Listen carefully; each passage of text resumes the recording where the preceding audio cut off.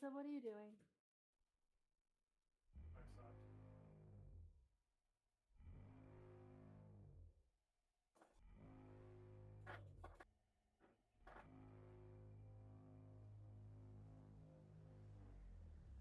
The wind is blowing on these cold, cold grounds. My boots are still roaming on these cold, cold lands.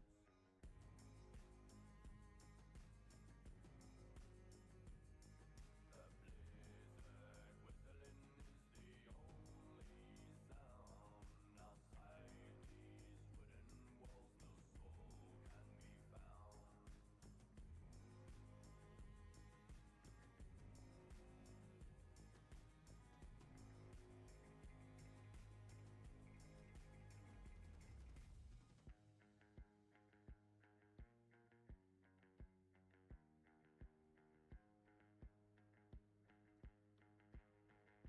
The weather is shifting on these cold, cold grounds. We'll keep on pushing past these cold, cold lands.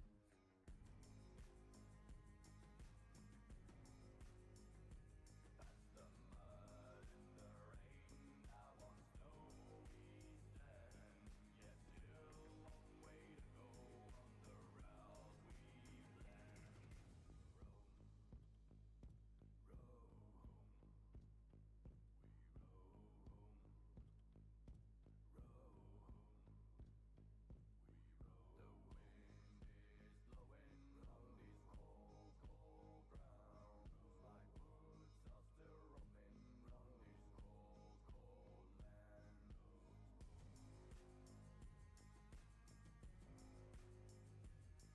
Once comes the morning, we'll be mountain bound.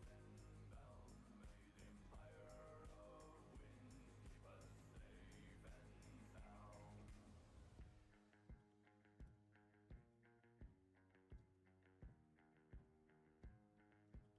Arizona's When the weather is shifting, we'll keep on pushing. Are you Okay, can you hear me okay? empire of winds? The storms are overwhelming,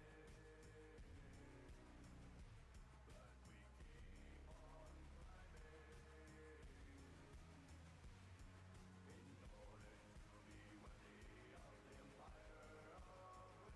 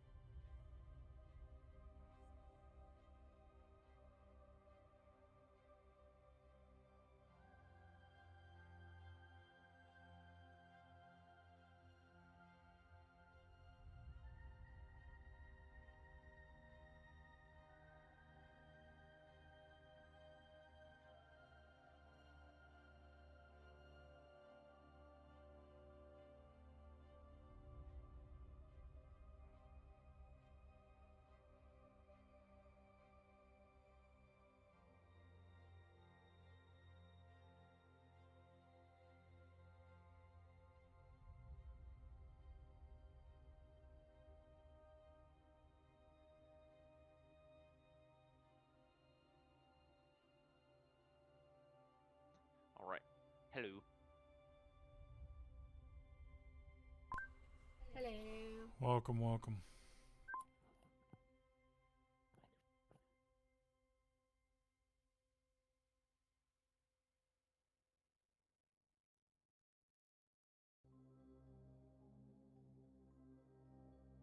I think I'm almost ready. I'll brew some coffee real quick.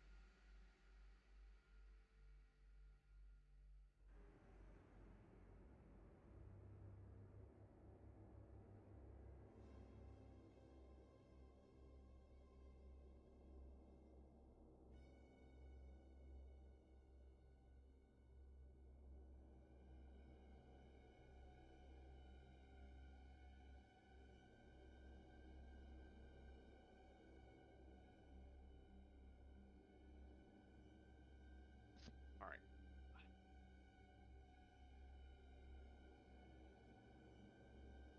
All right, coffee's brewing, so let's. I'm ready whenever you guys are loaded up and ready. So whenever somebody wants to recap, go ahead.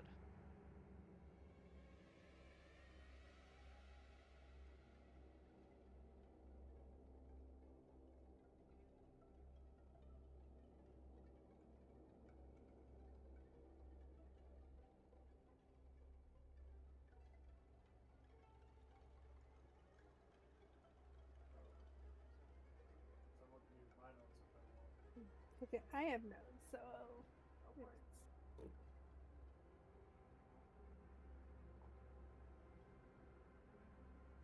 So what, William?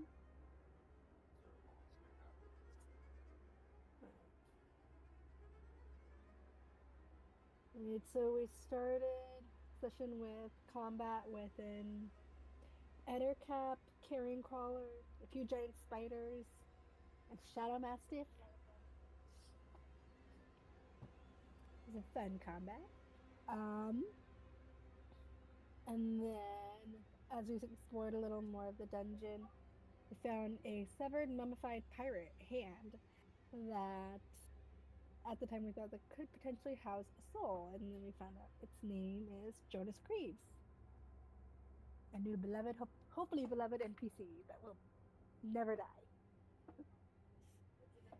And that makes Sarah uncomfortable because she doesn't like the severed hand, but it's fun. So before we found out his full backstory, we decided we were going to try to put it to rest, just to let it be. And then Lan took a potion and then put on a ring to do the ritual sort of thing. And then a bunch of ghosts showed up. And then Jonas Grease showed up. It was all very intense of like, are we going to get killed by ghosts? And he asks who's responsible for lending a soul to rest, and then decided to stick around, and we now have a hand NPC. So excited. It's going to be fun. Then we explored some more and we found a sort of storage kind of kitchen-esque area. and found a bunch of random things like weapons, some alcohol, and we also found some like fungal patches in the water, trying to figure out where the myconid colony is. Myconid word. Um, and in also searching the area, we found something that had the initials CV, which Jonas Groups confirmed belonged to Calder Voss, which signified him being like a betrayer. So he's always been a backstabbing bitch his entire life. As we went farther into the dungeon sewers, we're getting to more of an area that's more fungal-esque, mycoid colony heavy area, and that's where we ended the session before we went too far into that map.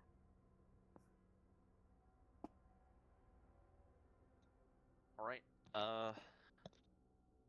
Take 1d6 of inspiration, Mm, and sit. After you left, I activated or I cast Pass Without Trace, so you should have one level 2 spell slot down. Also, I used your drift globe. Okay. So I'll give. I think everybody has control over it, but if you don't move it, it'll just follow you. I Okay. think if you go beyond like a certain number of feet, I think it just follows you. But it's currently using the light spell, so it should be illuminated in all your pages. Yeah, it is. Okay. And so is Ezekiel, so you have plenty of light. And if there's no questions before we move on, then let's get into it.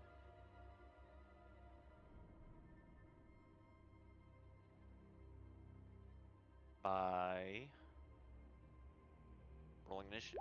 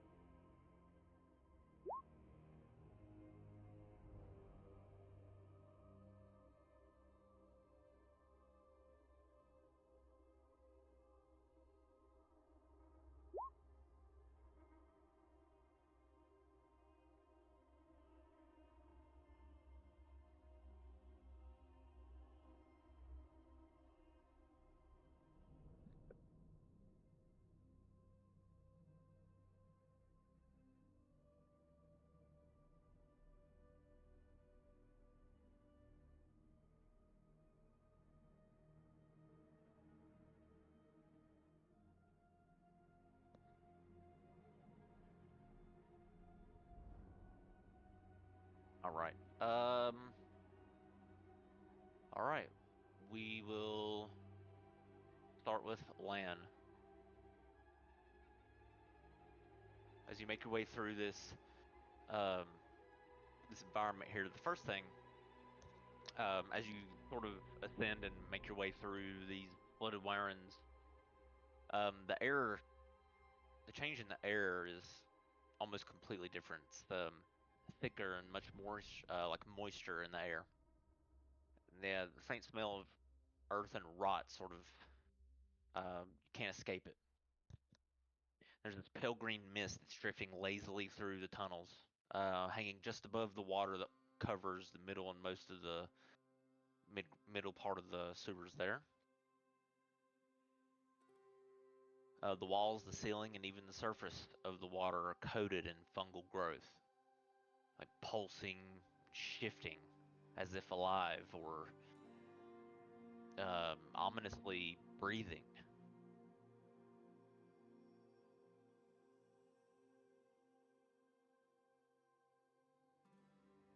You look at the walls and they seem to expand and contract where you see the pulsing of myconid tendrils.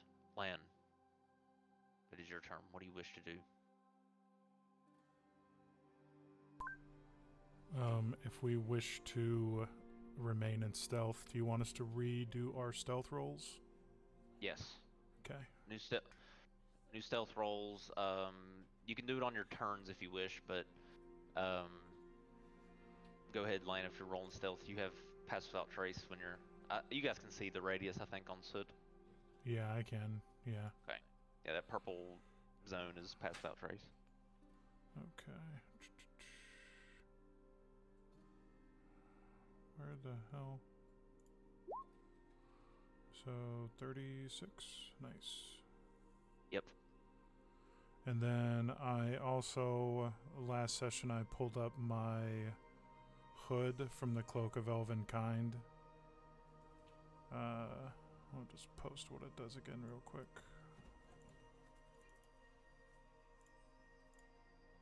Yeah, the Cloak of Elvenkind. So, enemies should have disadvantage on perception checks against me. Alright. Let us...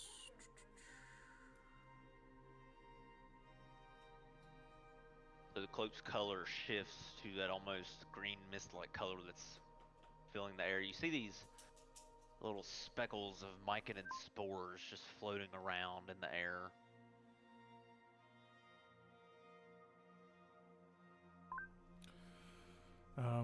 Lan is going to kind of, without realizing it, he's going to reach up and kind of press his mask. He's going to kind of press it like closer around his nose and mouth in an attempt, like, you know, I don't want that shit in my mouth.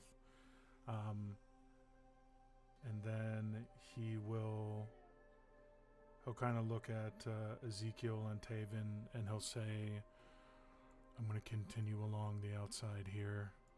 And he'll kind of point where he's going. If you guys maybe want to break off across the bridge, or if we want to stay together, I don't know, but that's where I'm going. And then Lanwell, 5, 10, 15, 20, 25, 30.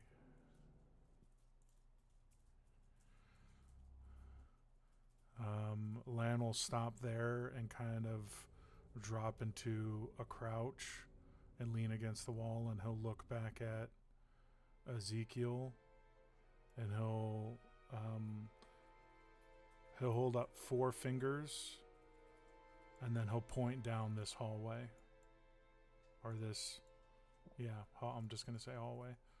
So yeah, he holds up 4, and then he points down this way, and that will be Lan's turn.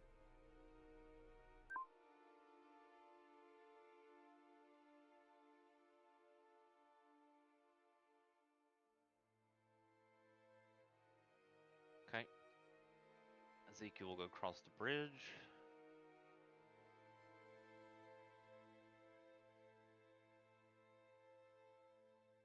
Sort of hop the gap here.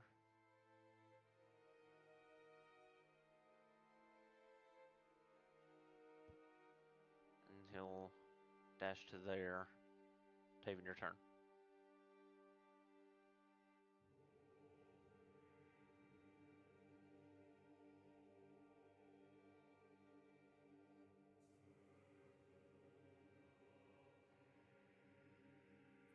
Get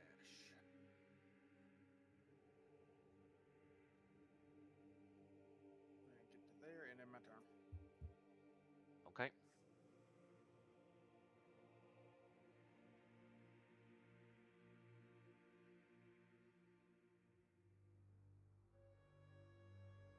Jonas will walk on his fingertips. That's all he can do. Up to there. Vizier.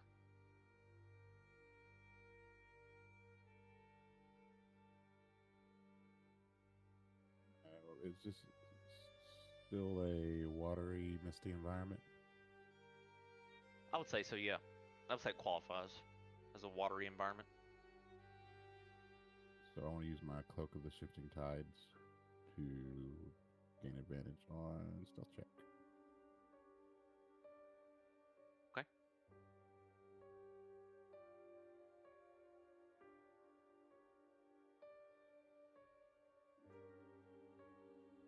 Okay, 30.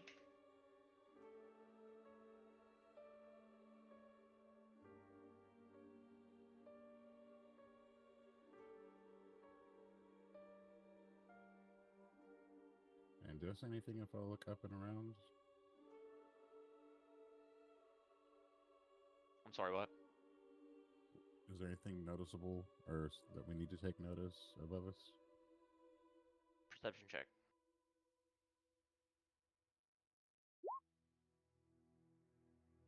Sorry. Didn't mean to roll advantage on that. Sorry. You look around, the spores and the mist is really thick overhead as well, so you can't really make out details. But you look around and you can see in front of you at least there's these tendrils that are expanding from the growth and the myconid infestation on the walkway ahead. It seems to be softly pulsing, as if it's breathing. But overhead, though, you can't tell. It's a thick layer of green, like the green fog-like mist, with these glowing dust motes just spread throughout.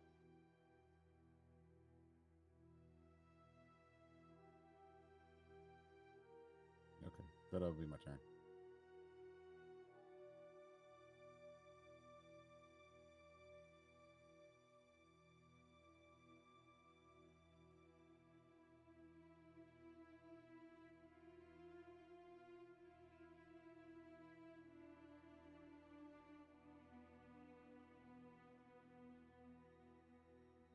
Does that not come through?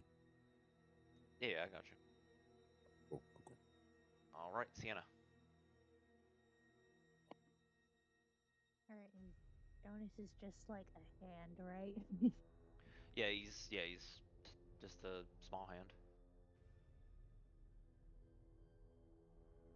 Well, even though I personally think it's icky, I'm going to walk up to him and I guess offer it's like, would you like me to carry you or something? He looks up and taps his fingers on the ground, says, "Yes, yes, please." I think what he only went like 2 squares or something like that. I don't know. But I'll just offer to carry him along, I guess. All right, he crawls up your leg, up to your shoulder, like a cat. I hate the way that sounds, but it's fine. Well, he's not. I know he's It's probably not yeah. being like creepy or gross about it, but just still. I'll just pretend like it's not weird. Actually, he can't move, so you have to pick him up. Okay, yeah. So I'll just pick him up and just kind of like hold him in my hands, or I don't know if you would like to like rest my shoulder or something, but just however. Yeah. What? So you pick him up, and then you put him on your shoulder, and he sort of takes a hidden position underneath your hair. That works. You sort of feel him trembling a little bit. Oh. All right. Guess I'll move another. Oh, sorry. Were you trying to attach it? No, I think it'll mess up both of the tokens if I try that again. So just Oh, go ahead. okay. You're good. All right. I'll just drag him along. Go another 5, 10, 15, and that'll be my turn. Okay, Aspen. Okay. I'm gonna move a bit. 10, 20, 30.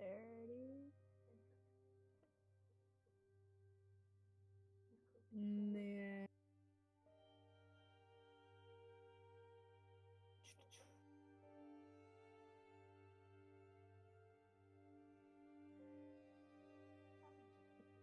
I will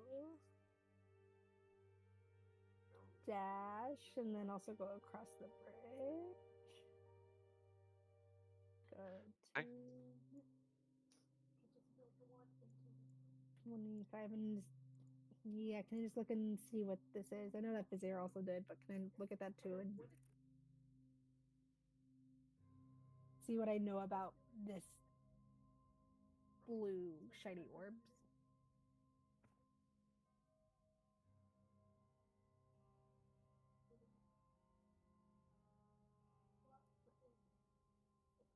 Perception check.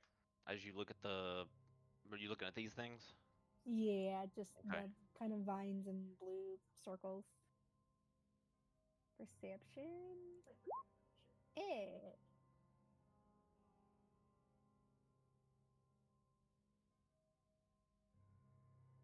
All right, now you take a closer look and you definitely see um, them pulsing as if they're um, as if the infestation itself is alive. Can I Um, gently poke it with my big ass shovel? Like not like attacking, but just gently poke. let's see. Yeah, I mean, yeah, sure, you can try that. See just how it reacts to like So you just poke one of the tendrils, or the yeah, blue, or the blue. the blue part. Okay, so you go ahead and poke it, and you see these. You see maybe 3 spores on the tendrils at your feet. Puff up this fume in your face. I need you to make a Constitution saving throw. Okay.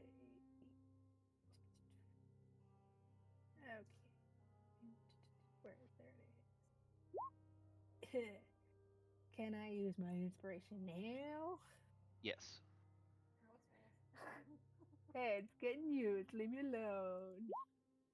So 13. Just made it. Eh.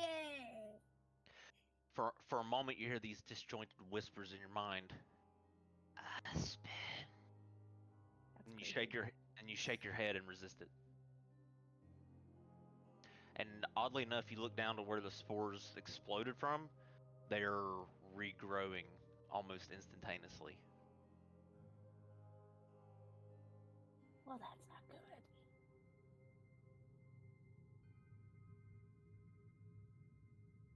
Right. I'm just gonna tell kind of whisper yell kind of to the party. Like I don't want to be like shouting, but like whisper yelling. I don't know how else to say it, but it's like to the party, like don't touch the tendrils or the blue orbs. Leave them alone. For right now, at least. Trying to let everyone know to just leave them alone for a bit. And that'll be the end of my turn. Okay, Soot. Real quick question. Did we come out of this grate that's next to me? Is that how we got here? Yes, you climbed up, and sort of the water's sort of like sliding downwards, and in like this channel underneath. Let's see. Yeah. So you Gotcha. climbed up out of the grate, and that would be your entrance, and well, so far the only exit you found. Copy. Alright, so we're gonna go this way. 2, 3, 4, 5, 6, 7. Now, do I need to pull that orb with me? No, I'll do it. Okay. It'll follow you every time you move within a certain number of feet. Oh boy. Alright, are we breaking up here? Because I feel like we're doing that thing again where we shouldn't, and we're splitting up again. We're herd of cats. We're like cats? Is that what I hear? Yeah. Yeah. Big cats. Lots of cats. Okay. Let's see.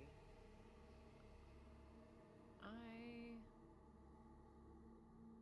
gonna stay there for now, and Blackberry will follow behind. 1, 2, 3, 4. 1, 2, 3, 4, 5, 6. And for now, based off of what everyone's been doing, I will end my turn. All right, as Blackberry moves up to get closer to you, yeah, you you hear him sort of sneeze as his heightened sense of smell. It's spores and sort of like an allergic reaction for Blackberry. For Cuppa, your turn. Let me roll my before I forget it. 17. Forgot I had that modifier added.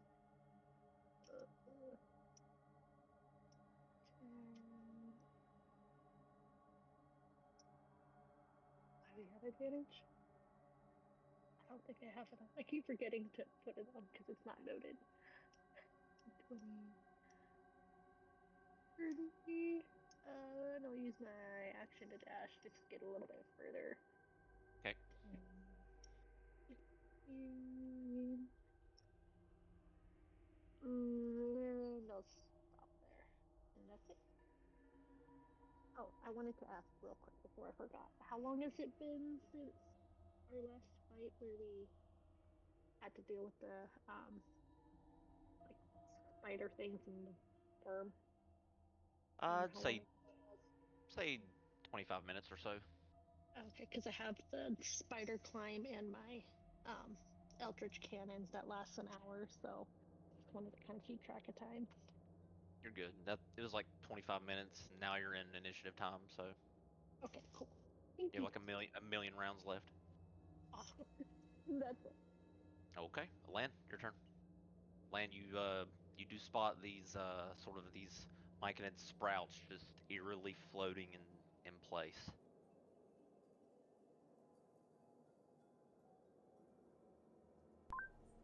And Taven, I'm sure you see them as well.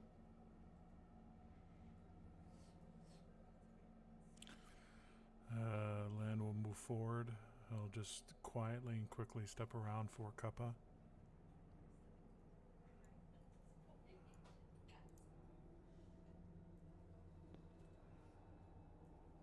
Ten, 20.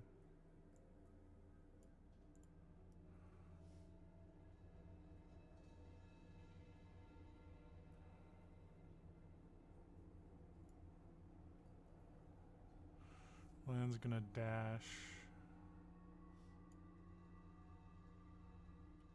to right there, and that'll be his turn. Okay. Ezekiel will make his way around the corner and then call back silently. Try to call back a call over for Kappa. There's these floating mushroom sprout things just sitting there or floating there ahead. Be careful. There's at least 4 that I can see, and he will continue to move carefully to there. That'll be his turn. Taven, your turn.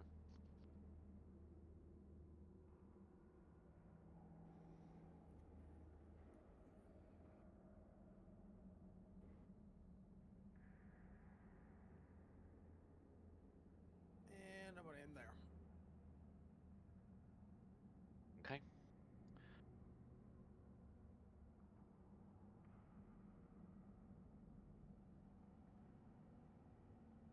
Okay, Jonas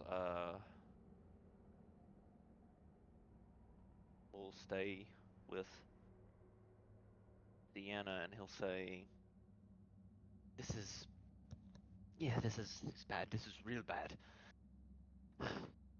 You ever get the feeling you're walking into something that doesn't want you to leave?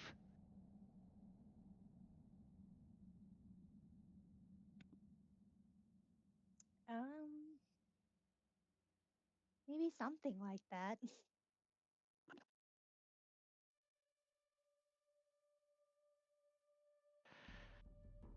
It's like I'm being watched when I turn around. It's worse because there's nothing there. I hate that feeling.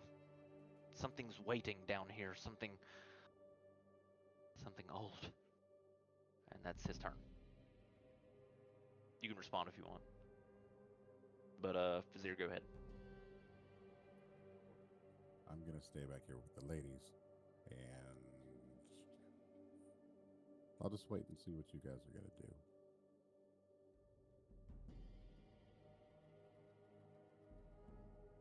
Okay, no holding actions or anything. Just No, I don't see anything to hold an action for, so I would just wait back and see what the women are gonna do. okay. Sienna, your turn. As Jonas, as you feel him sort of grab onto the back of your neck, very creepily but firmly. What do you want to do? As he hides under your hair. Guess we're moving forward. Mm, oh, 15, 12.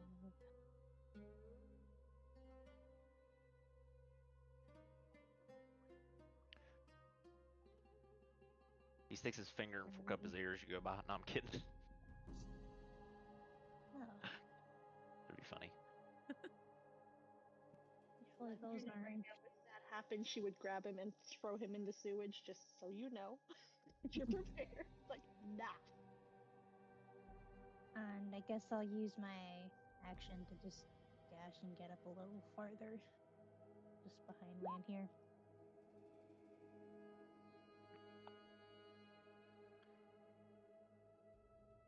Okay. And that'll be my turn. All right, Aspen. There we go. Alright. Gonna keep moving.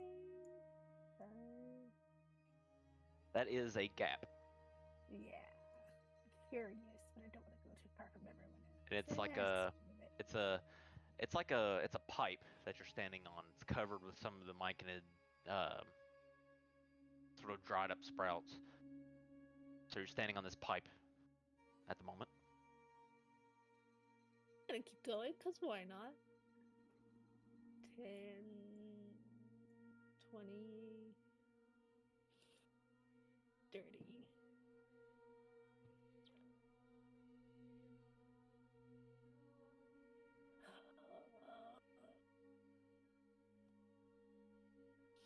Can I try and speak to these things?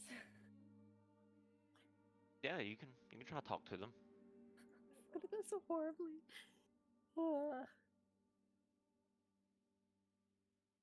It's gonna be like, Hello, my name. Hopefully, a little more confidently than I'm saying it now. Hello, my name is Aspen, fellow Myconid. What's your guys' names? It's gonna go great. It's fine. I'm gonna die. It's okay.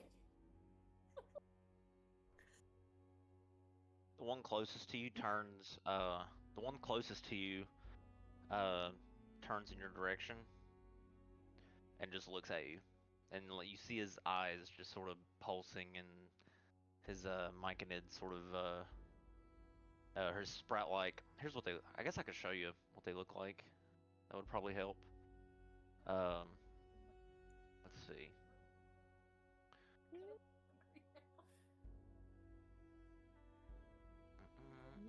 If it's just gonna stare, I'm just gonna friendly wave. Hi.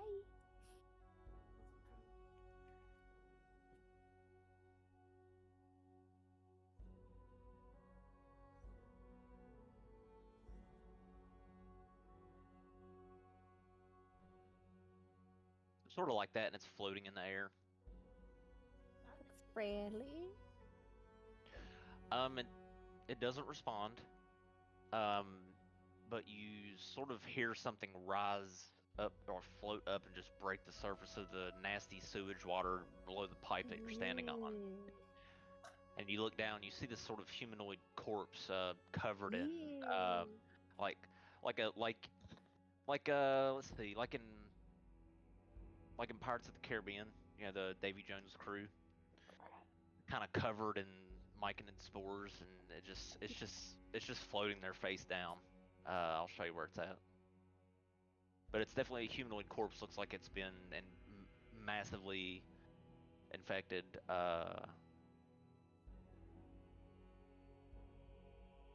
By the spores and stuff. It's down here, but you're up on the pipe. This is 20 feet. This is 20 feet below you. Okay. So you look over and you see it just break the surface right there, and it's not moving. This one turn back to him and is like, "Oh, did you guys do that?"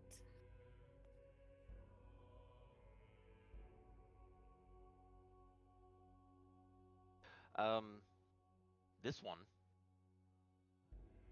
um, actually will move away from you.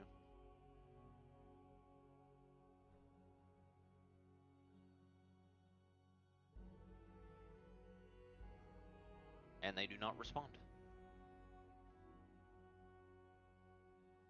Um, make a history check, Aspen, since with advantage since you're a myconid. Core history advantage. 12. You can tell that these spores like this are in their infancy. They aren't able to understand. They aren't able to understand language or speak. Oh, it's a little baby. Pretty looking baby.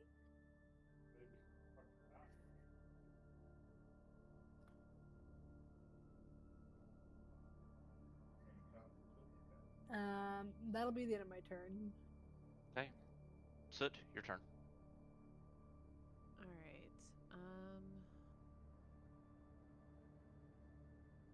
Boy, do I feel like there's a reason why you put pass without trace on us, and the fact that we've all walked away from that feels really bad. Okay.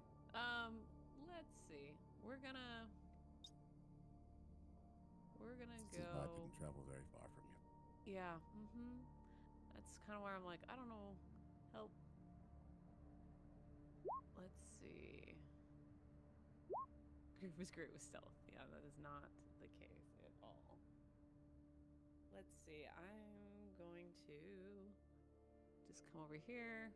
1, 2, 3, 4, 5, 6. And then did somebody pass down right here, like one more, or how did that happen? What you see here is a pipe that's sort of covered with this myconid, this like sort of myconid slime. It's not really slime. It's just like a overgrown from the infestation of the pipe. But yeah, it's this big pipe that's clogged up. It looks like it's severely clogged up. But Aspen stepped on it and then walked around the corner here and went down this way.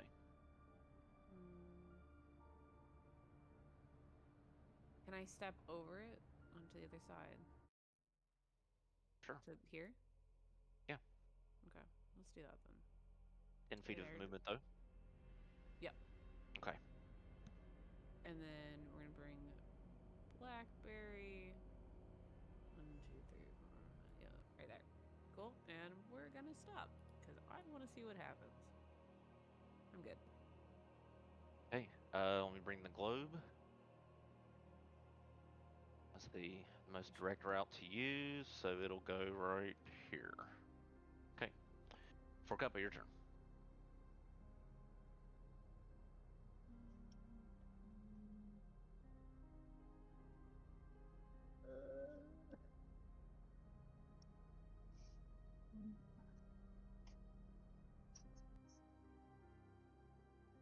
I'll use my action to dash just a little bit further to keep us with everybody. Okay, here, and she's gonna ask Tatum, do you think this is safe or friendly? What do you think? Because it looks kind of freaky to me, and that'll be it.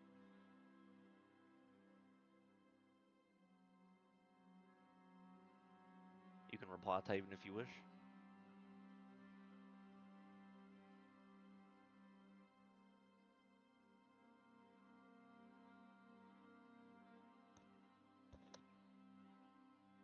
Okay, Lan, your turn. Or go ahead, Taven. Sorry. For Cuppa's what? behind you. For Cuppa's behind you. Like, is it safe or?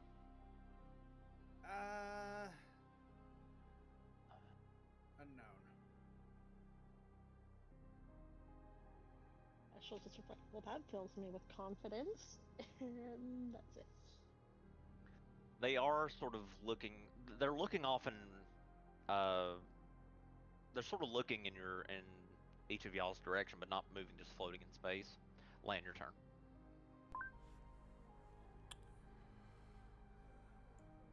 10, 20,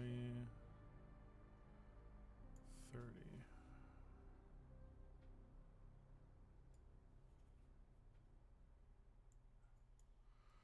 So Lan is going to stop there, and he's going to turn around to Taven on for Cuppa, and he's going to point in this general direction.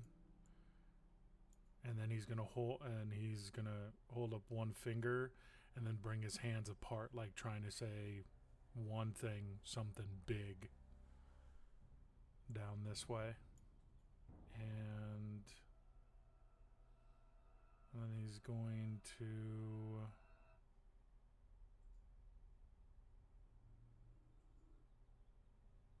Actually, he's gonna stay right there, and that'll be his turn. Okay.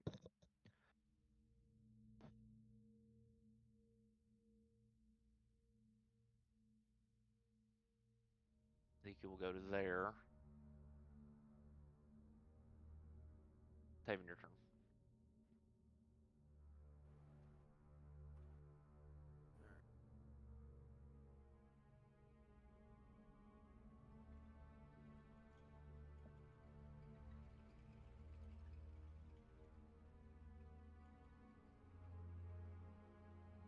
And I'm going to move there and end my turn. All right. Jonas whispers to Sienna, I think as long as we don't disturb them, they won't do anything. Be extra careful, he says. Vizier, your turn.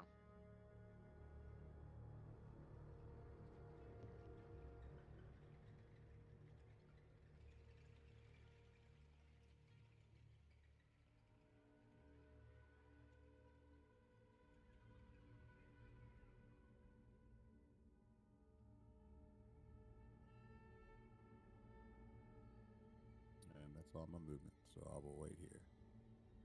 Okay, Sienna.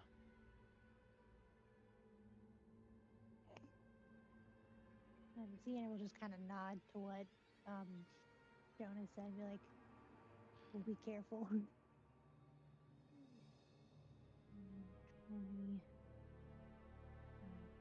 30. And I guess I'll use my action to dash because I don't really want to stay close to these. 10, 25, and 30. And that'll be my turn. Just looking back and keeping an eye on the mycodins. I can never say it right. Anyways, on the mushroom folk in case they do something. But yeah, that's it.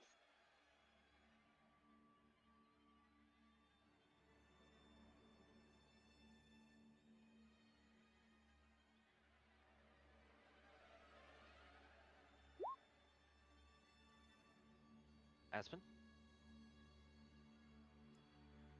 Alright. Aspen is gonna pull out some of her like rations of like the rotted typical food she eats, just like one of those two of those ration things. And then try and still stay in like a safe distance, not like trying to like rush or ambush them, but just toss one down to each of the little babies down here. Well, they're floating eye level with you. Oh, okay. Then I guess then I'll be holding one in each hand and holding them out to see what they do. Okay. So the bottom one sort of looks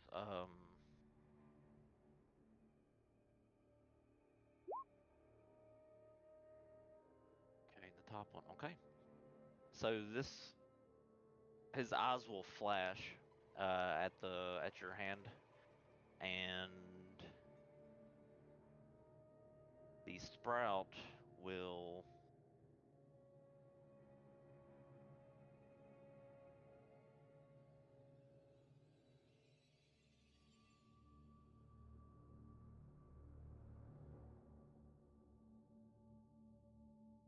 um it will take one of its like limbs, and this fist will form in it, and it goes to punch you. Well, I wish I could say I was unfamiliar with that, but you know. 7.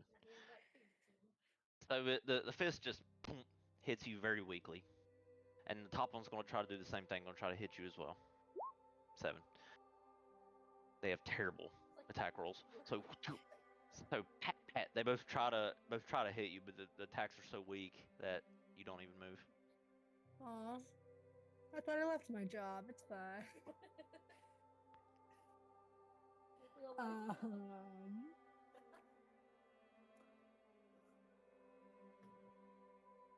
Can I not like fully do a sort of like roar of defiance thing where I just kind of roar it back at them? You do what back at I mean, them? like I just like roar, like yell back at them, and just like hey. Yeah, you can react and like shout like what the hell? Sure. I Yeah. mean, And so then I mean, yeah, yell at you can them. yell at them. All right, so you yell at them, and you guys hear Aspen's voice echo from behind you, all the way through the sewer. These here, these myconids here, all their eyes flash. These sprouts that are floating there.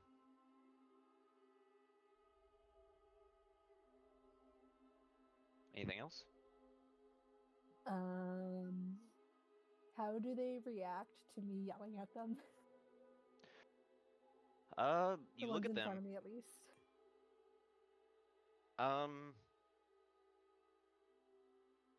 Let's see. They appear to be floating, like trying to descend and get away from you.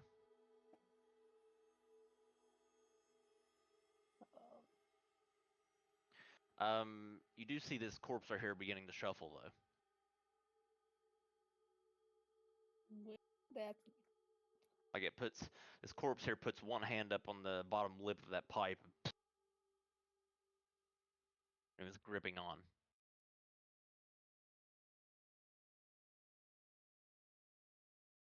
well. Oh, I don't want to be the first one to attack, but I don't like what's happening. Your teacher voice. That's your dad.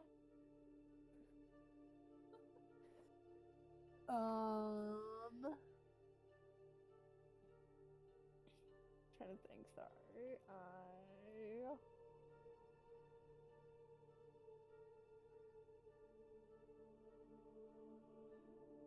I'll just kind of see what happens next. That'll be the end of my turn because I don't know what's gonna happen. I don't know what's going on. So I'll end my turn there. Okay, Soot. Okay. That lack of stealth is going to hurt us here. 1, 2, 3, 4, 5, 6. I'm gonna stop there. Throwing Blackberry behind. 1, 2, 3, 4, 5, 6. Yeah, this is not good. Okay. I'm gonna end my turn there.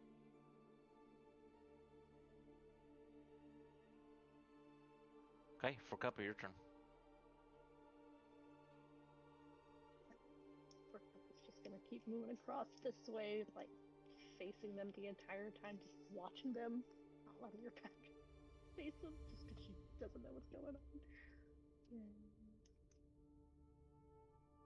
30.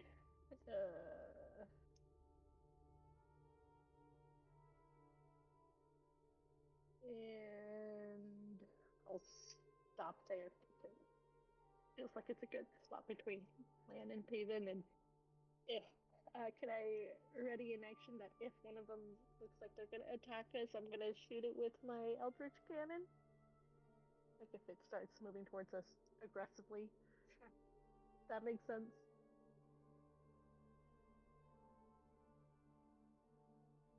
Yeah. Okay.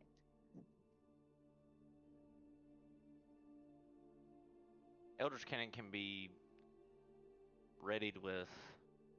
Yeah, it can. Okay. It's a Cool. bonus action to shoot it. I don't know if that makes a difference, but just holding my action if it looks like it's coming towards it to attack us. Then Okay. I want to shoot whatever's coming at us. Okay. Out of these 4 that we're facing. Okay. So this sprout in front of Aspen will make this tiny shrieking noise, and these tiny little spores start vibrating on it, and it begins to reverberate out. It will try to hit you again since it's just in range. 9, that'll miss. The other sprout right above you, I think it's his turn. Yep. he will try to hit you, and that will miss. Land your turn.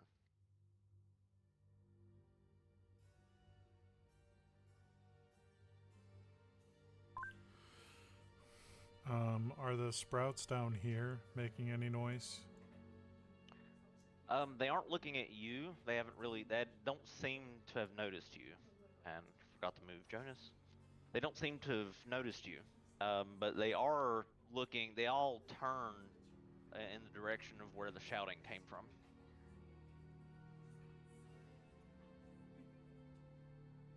But they're just floating in place, still eye level with you.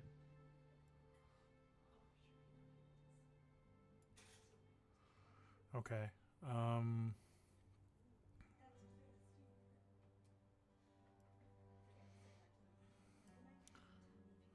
land 10, 20.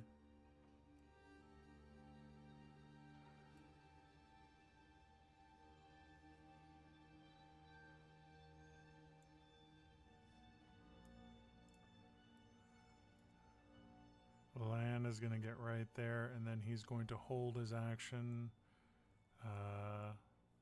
in case this one tries to attack anyone in the party. And that will be his turn.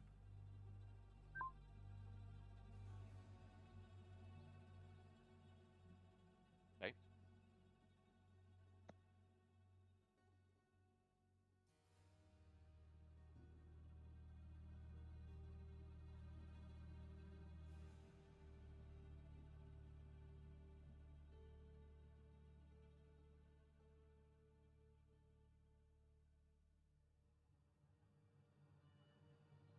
You walk up and you see this medium-sized myconid standing there, sort of looking in the direction of the two larger myconids up against the sort of the across the way.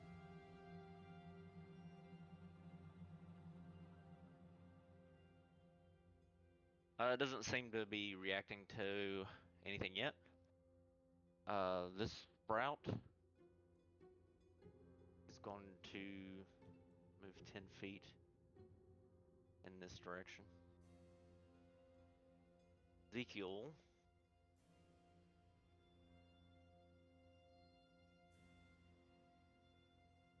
oh man, he's kind of screwed.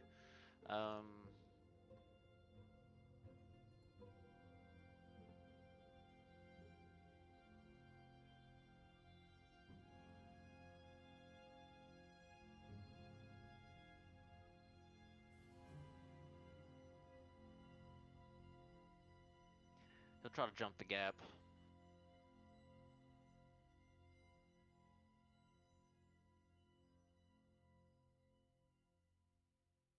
And fail. Falls in, Ezekiel falls right there into the water.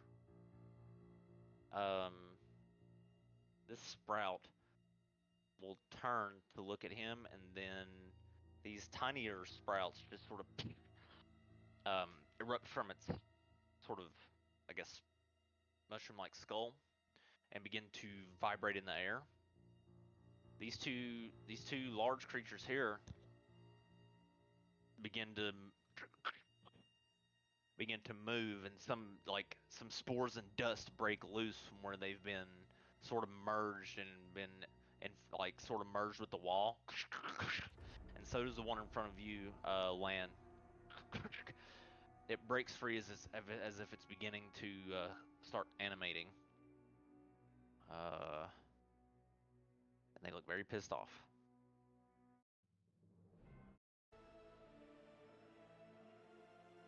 All right. Question is, how deep is he in? Is it like to where he would be fully under, or is it like waist high kind of thing? Just southern So wait. water. Yeah. So what? It's waist high right there. Okay. Okay, so this one.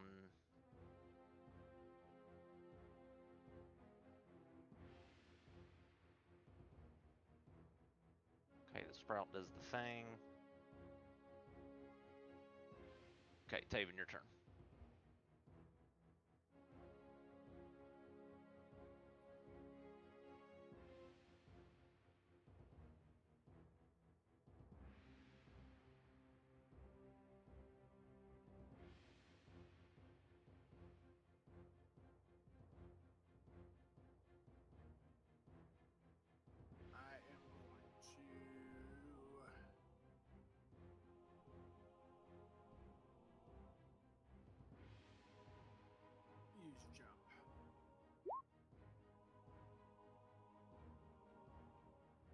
Okay.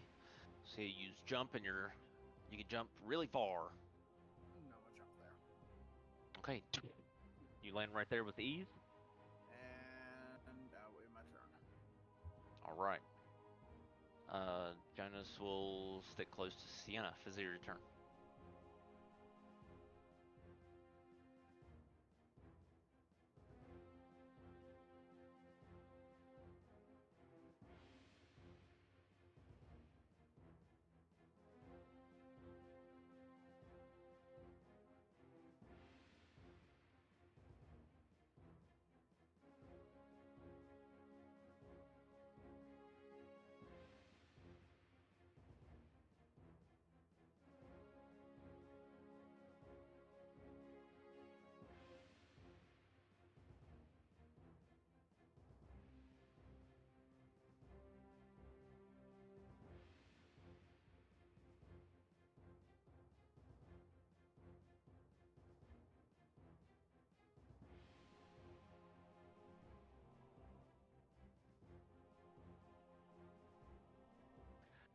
Actually, I think the water's lower than that. It should be like knee or shin deep in this area. You sort of see the ground there. Like, Ezekiel knee length or Papa knee length? Because those are two very different things. On you, yeah, on you would be like waist deep. Okay, cool. Just trying to get a Yeah. idea. So, thank you.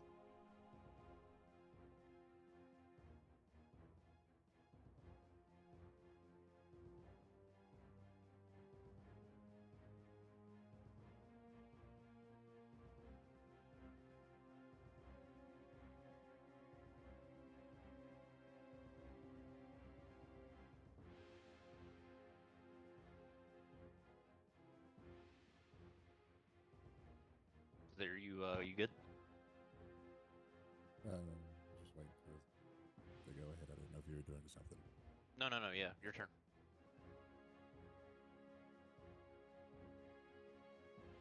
Keep my head back here. Aspen, you good or what's that?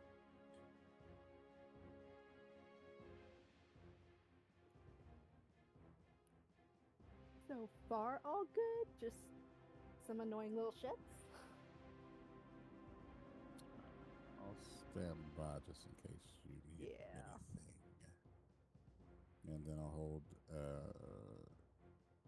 probably shocking volley in case they attack Aspen. Are you holding shocking volley? Yeah. Okay. In case they don't attack, keep in mind it will consume a spell slot. Yeah. I'm Okay. down with it. Okay. That be it? All right. My turn order's messed up. Hang on, let me fix it.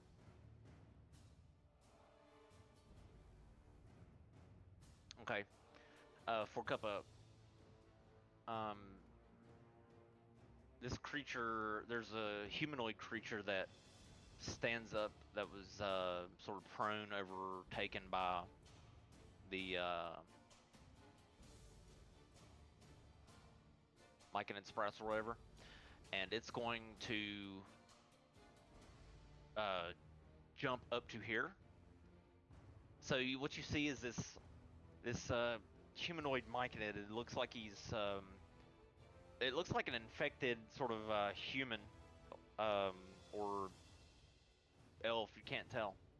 But it's going to jump up and try and attack you, I think, if it can. Yeah, I think it gets one attack.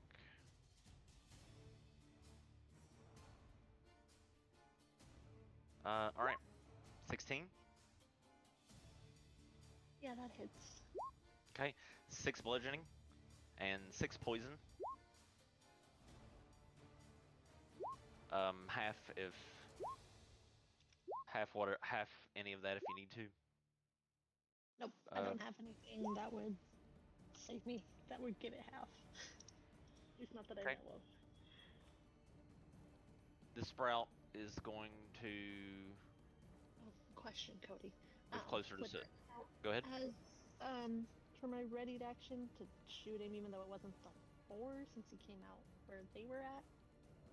Would that count or not? What? Or my Did you- readied action to shoot my Eldritch Cannon, because he was in the area where the 4 of them were. Would that count? Since I didn't say him specifically, so didn't know I didn't know he was there. If Yeah, not, it would that's count. fair. I would say it would count, because he didn't surprise you. You were looking in that direction. You saw him come up out of the water. So I would say as soon as you saw this mushroom infested corpse stand up, you would be able to shoot it, because it stands up pretty slowly before it jumped. Okay, so yeah, gotta shoot it. What's my readied action? Yep. It was the forcefulest I had, right? Yeah, solid. Yep. 23. That hits. Or 20 damage. Okay, so before it jumps up to punch you, you actually shoot it in the shoulder, completely blow its arm off, and you see these glowing dust spores just shoot out and miss the air where the arm falls off, but no blood.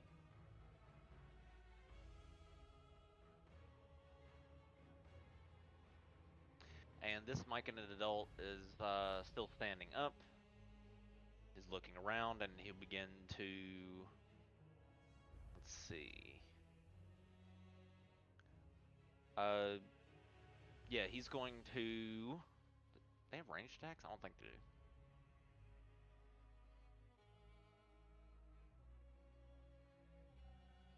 Okay, it's going to jump up here and Vizier. It will trigger your spell, because it looks like it's going to. It's jumping up. It's jumping up onto the pipe behind Aspen.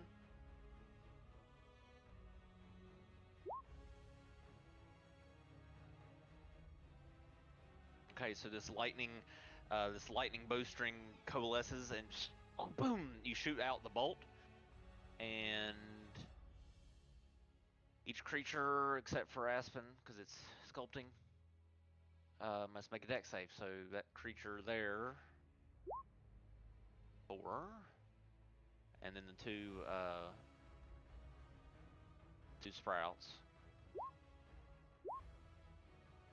Okay, one sprout manages to make it, but I don't know if it'll matter. Go ahead and roll damage.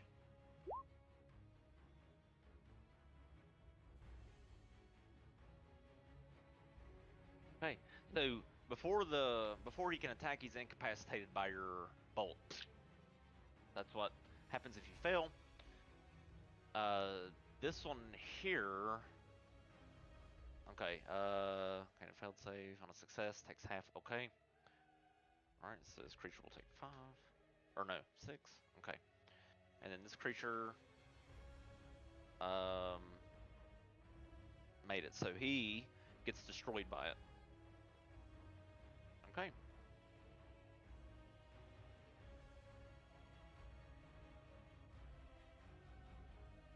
Okay. So he's incapacitated and cannot act. Sienna, your turn.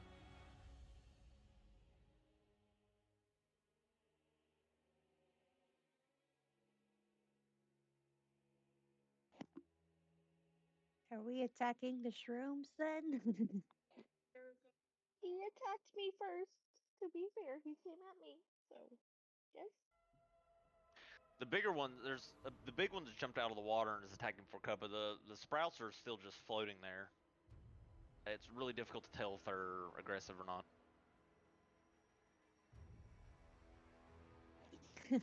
Hypothetically, if I give Bardic Inspiration to Lan, can he share it with me?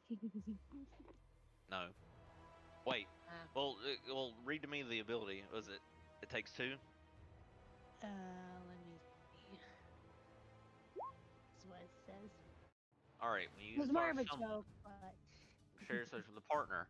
When you're in a creature, that creature can choose another creature. So yeah, it just says another creature. You would be another creature. So yeah, it can be you.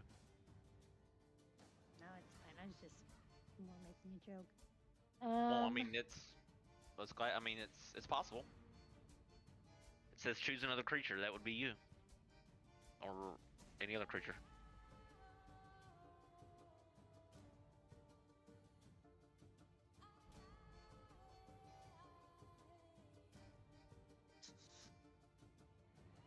I mean, your inspiration, bardic inspiration, you can inspire yourself. I think it's always been like that, right? I'm not entirely, I'm not well versed on it. I don't get a don't know. little, but I think I you can. just think the concept sounds weird. But What? You can hype yourself up. Bards do that all the time.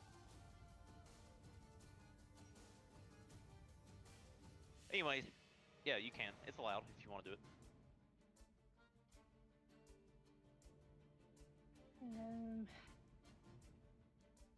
I don't know what I want to do.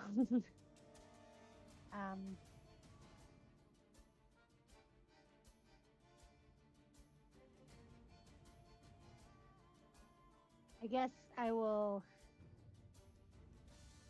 do a vicious mockery on the one that just attacked for Kappa. And I'll just say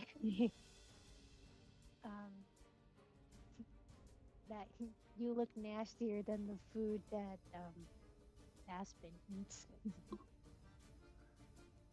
Okay. Go ahead and make your cantrip attack.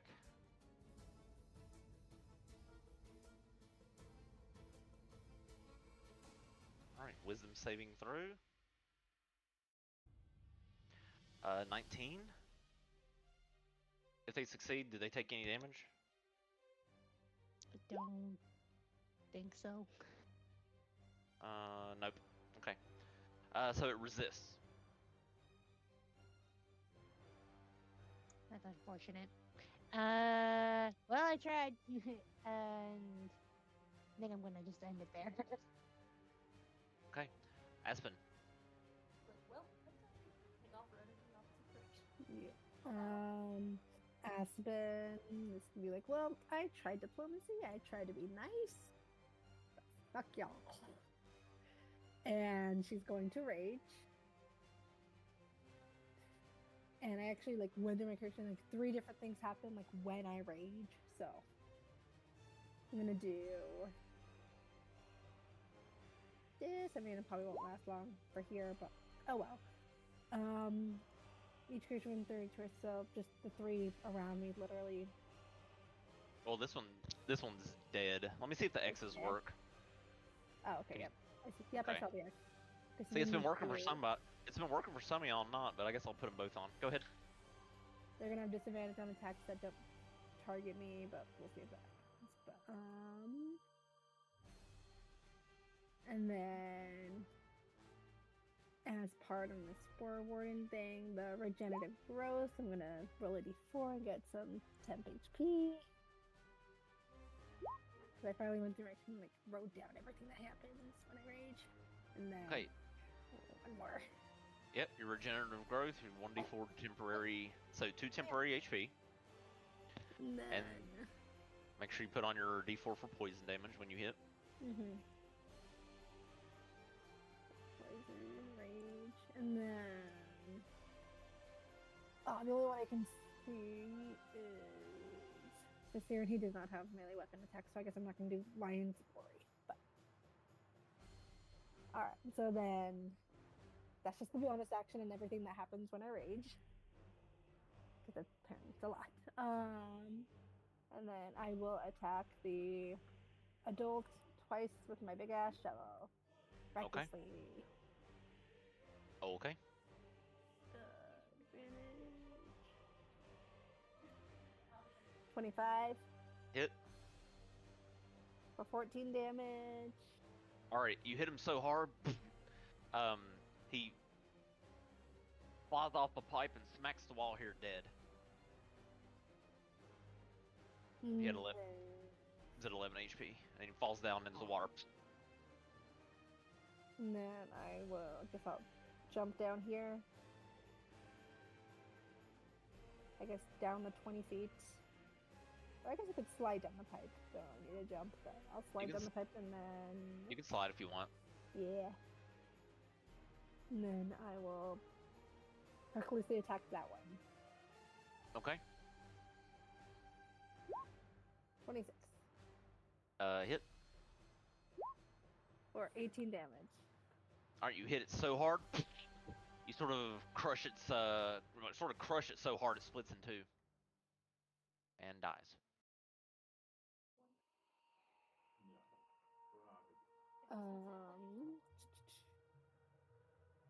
Nah. All right.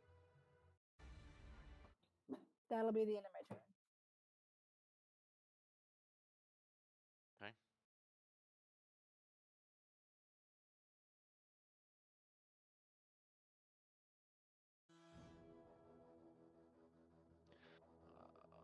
Let's see. This sprout is going to move to there. All right. This guard awakens, looks down and immediately sees this humanoid in front of him. Sees Taven here, and he's going to. This fist is going to form in his hand, or in both of his hands actually, and he is going to. Well, first, he is going to. Before he attacks you, so he can make two fist attacks or one fist attack and a pacifying spore attack. So what he's going to do first is these spores are going to burst into your face. Make a con save DC 12, Taven.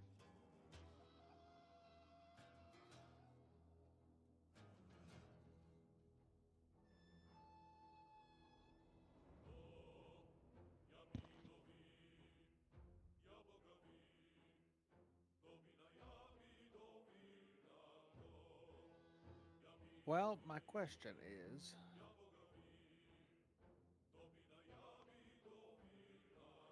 is that considered to be a ranged attack? No, it's just an AOE creature effect, kind of like just like any sort of AOE creature ability. A ranged Alright. attack would have to be a D20 if it's worded that way. Okay. Yeah, if the creature rolls a D20 on a attack to hit you, then that would be a ranged attack.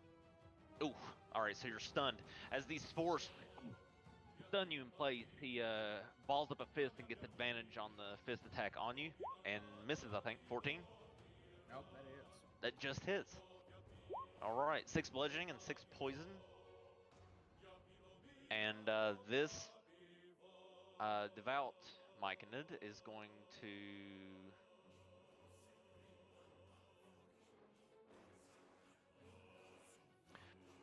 Turn and spray its pacifying spores in the face of Lan.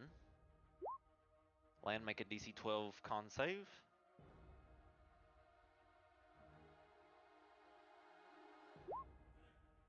Ooh. You're stunned.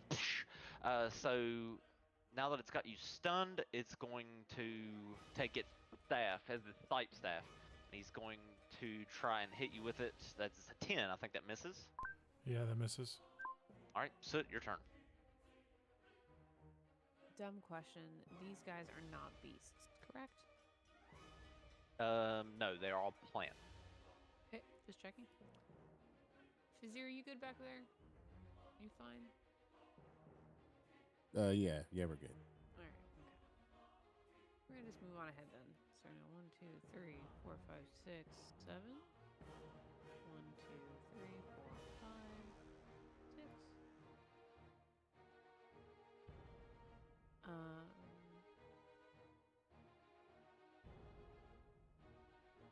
We're gonna end there. For a moment. Okay. For Kappa.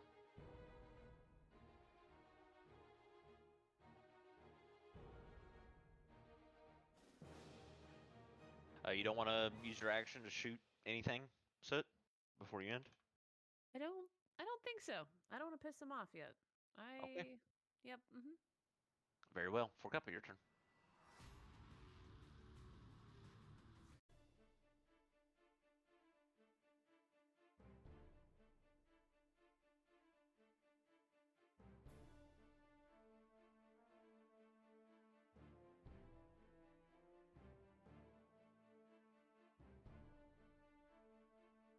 Sorry, I was thinking. Struck up. I still had it muted. And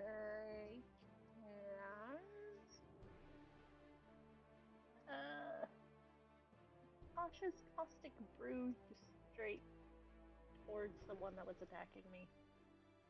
You have to do a dex save covered in acid. All right, the stream of acid shoots out directly in front of you to the creature that is in front of you, and he must make a dex save or be covered in acid. That's a 19. Well, shoot. All right, if he fails, does he still take half? Or let me see. No, he actually just dodges it. So Nope. okay, so the acid just hits the stonework. You see it sort of sizzling the stonework on the ground, but the Myconid adult just sort of dodges out of the way, and he's sort of just sort of looking at you with these sort of spores, just these dust spores floating out of its mouth as it exhales. I know it would be at disadvantage, but can I shoot my force ballista at him? Because it's a ranged attack and he's right there. Correct. You can, yep. 17! That hits. Yeah. All right, so point blank. The ballista in your hand, pew, shoots him in the neck, and it sort of lobs his head off. And these spores spray out everywhere. I need you to make a con save. DC 12. Okay, you resist. Hey, also, you hear these whispers try to pierce your mind, and you resist it before they can go much deeper. She's like, nope, don't like it, nope. And I'll just turn to face, like, with my back against the wall, just trying to see other people that come towards me, and that's it.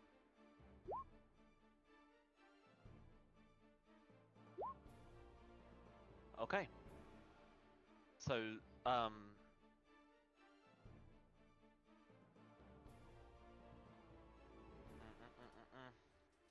there's another Myconid adult that comes up right here and jumps up and will move closer to Soot and try to attack Soot. Alright, so it's going to try and pacifying spore you, so make a DC 11 con save. That's which one is that? Saving throw Constitution, right? Yes. Okay. Okay, you make it. So he doesn't stun you. And he only gets, well no, he doesn't get to multi-attack, because he is not one of the guards. Alright, that spout is dead, so is that one. Land your turn.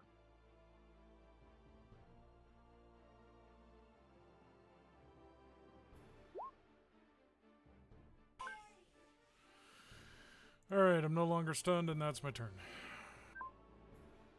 Alright, so you break out of the effect of the spores. This guard here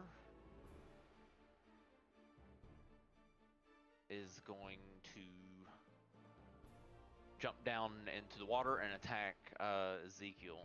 So what he's going to do is, of course, he's going to try and spore Ezekiel, and he must make a DC 12 con save. Ezekiel gets a natural 1, and he is stunned. So he will take, what's with the natural ones? This guard will take his advantage attack and try to punch Ezekiel. I think that still misses. Yeah. So, hits his armor, but doesn't do any damage. The sprout will move to here, just above this wheel, or this valve, and valve wheel. And now Ezekiel gets to try and break out of this again, and does. He breaks out of the stun. That's the end of his turn. This sprout will move in that direction. Or no, he's gonna move up here to there. Alright. This sprout is Gonna move to there. Taven, your turn. You are stunned, so go ahead and make a con save to try and break out of your stun.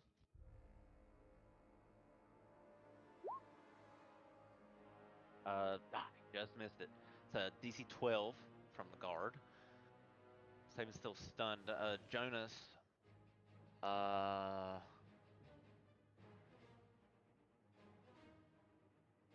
Just hangs on to Sienna. Fazir, your turn.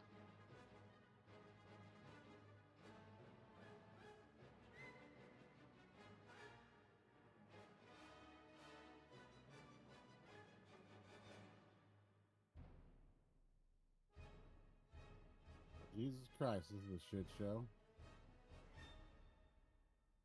Yeah, it's a little gassy down here.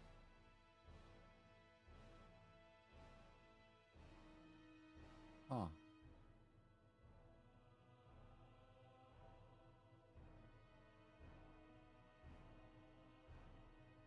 I guess go big or go home.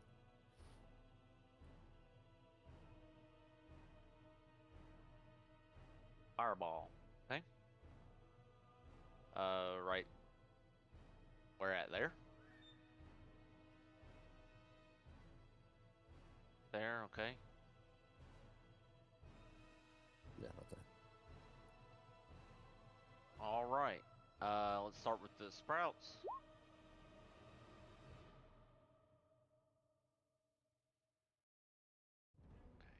Even if they save, I think they're dead. Their HP is really low.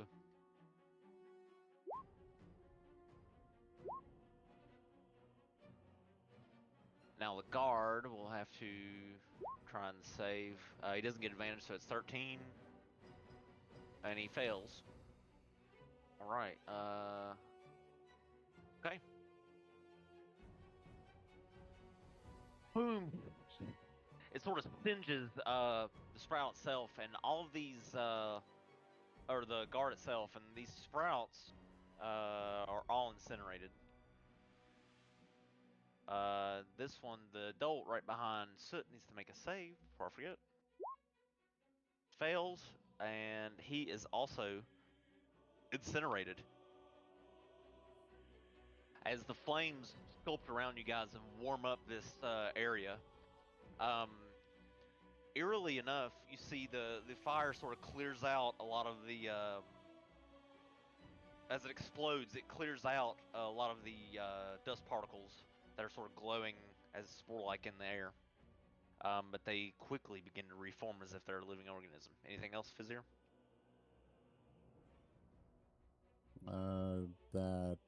That'll be it for now.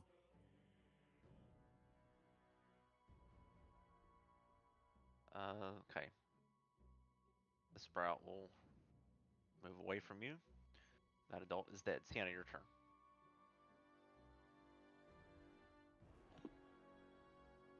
I want to try to use color spray. Let me pull it up. And I want to aim it in the direction of this guy, and I don't think it should hit Ezekiel because it's only 15 feet. Right.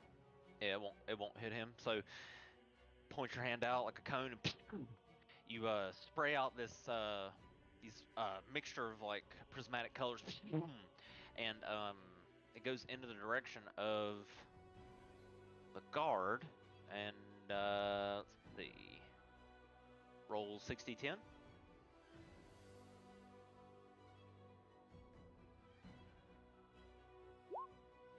Ooh, hell yeah. One nice roll. Yeah, so he's for sure blind. Creature's low. Yep. Yeah, he's blind. So the colors blind him.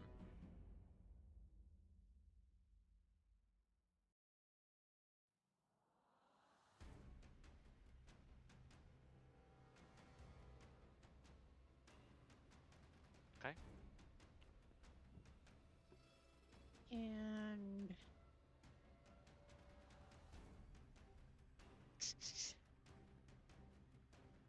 I think that'll be my turn. right, Aspen. Alright. I am going to running leap to get back to the top of the pipe. So I can just do a standing jump up that high. So I'll then jump up there and then run. Really missing LC speed, but it's fine. 10, 20, 30, 2 levels just take mobile. True. Oh yeah, the About drift globe. 25, My bad, the drift globe. 40, Oh, boy. Okay, I figured and then get there eventually. use my action to dash. 10, 20, 30. Can't really share space with Blackberry, so I'm gonna stay there. And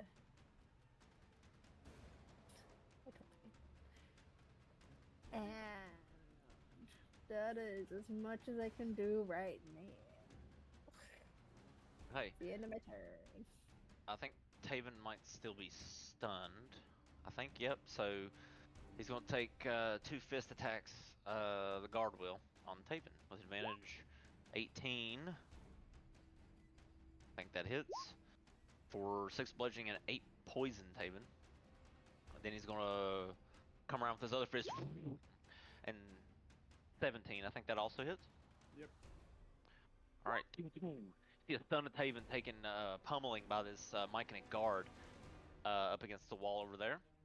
And now it's the Devout's turn. So this creature is going to hop down to here and use its healing spores to restore 4 hit points to this Myconid that is just south of Ezekiel.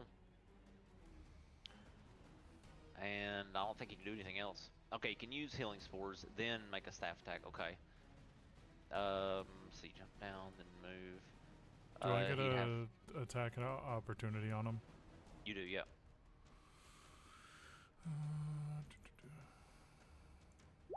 21. That hits. 13 points of slashing. Alright, he takes a slashing damage as he jumps down, which would mean the spores would come after that and heal him for 4. He runs up to.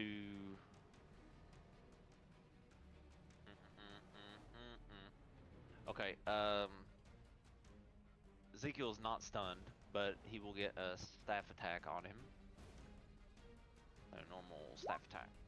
Natural 20. Okay.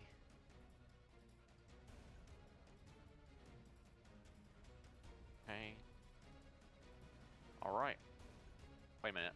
I think Asimars might have he might have that natural immunity from being a paladin. Let me check. Or I think it's diseases, not poison.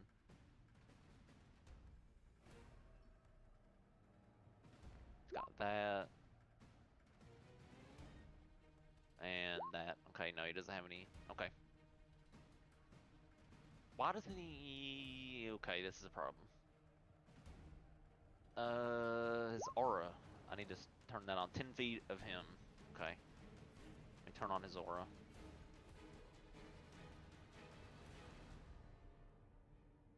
There we go. Okay, that's his turn. Soot, your turn. Alright, I'm just gonna go ahead and heavy crossbow the dude right in front of me here.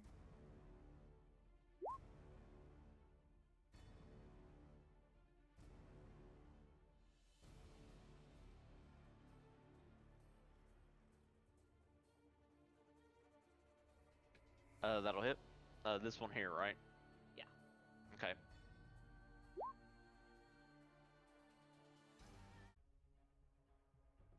Okay. And then we're gonna hit him again. That hits. For that. Okay, 2 big bolts sink into him. And then we're gonna move Blackberry up the back here, and then my turn. Broke up at your turn.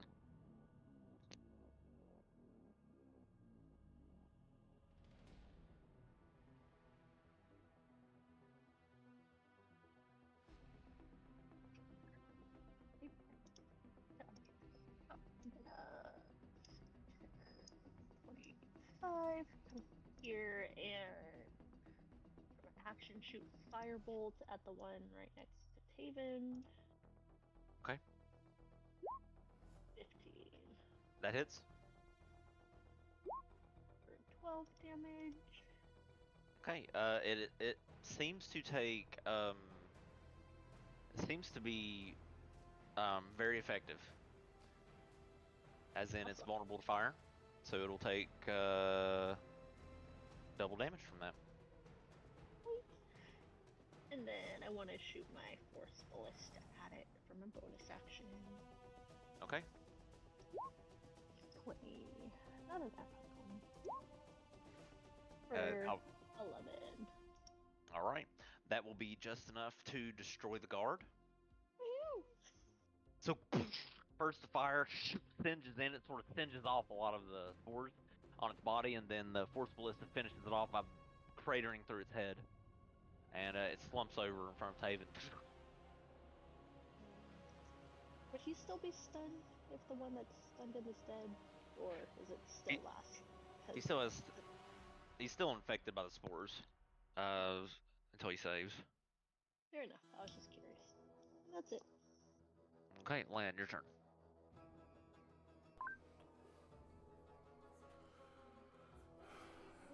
Okay. Lan is going to jump down and close on the big one. And he's going to go for an attack. You have advantage because he's blind. Okay. And then...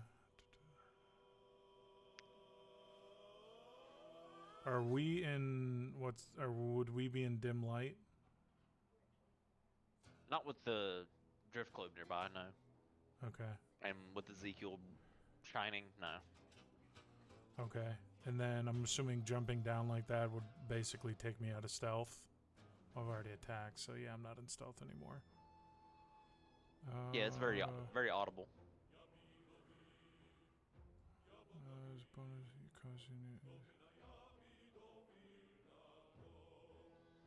Okay, and then I'm going to do... Oh, sorry. I think I should be able to do it. The shadow slash portion of it. Okay, so you channel some shadowy energy into the blade, so it sort of swirls with this dark energy.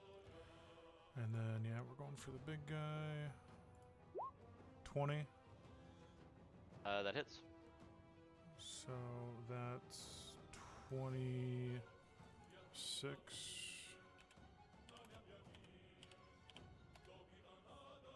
28 points of damage.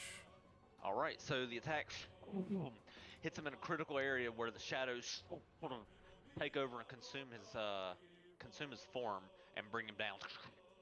And then after that, I'm going to do Wails from the Grave. And it'll be Sashar 2d6. It'll be 9 points of, what kind of damage is it? Necrotic? Oh, damage. Necrotic. To the smaller guy right there.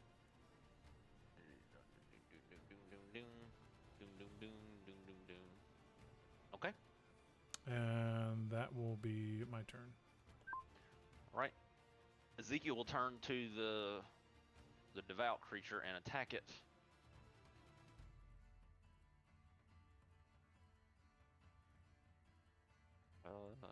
Normal. Okay. That will hit. Yes, he absolutely cleaves it in two.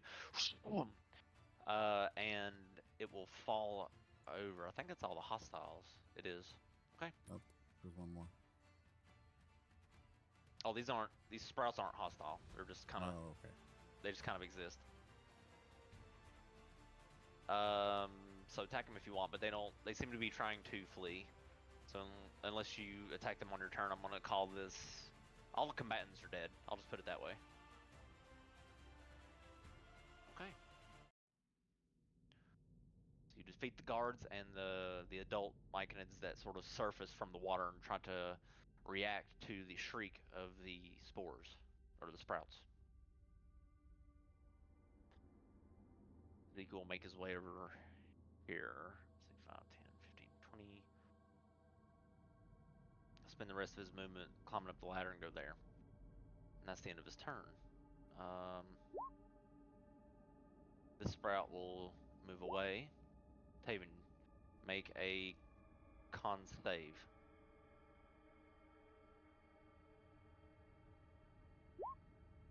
Alright, you break out of your stun. And you're now resistant to that for 24 hours, I believe. Or it's, yeah, I think it's that and the other spores. So you do break out of your stun. That consumes your turn, unfortunately. Jonas,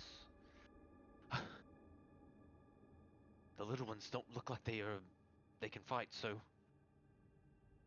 that's all I can tell from here. And that's all he'll say on his turn. For your turn.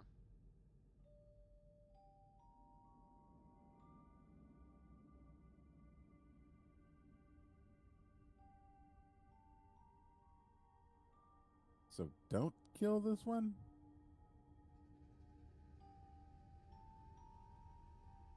You say so.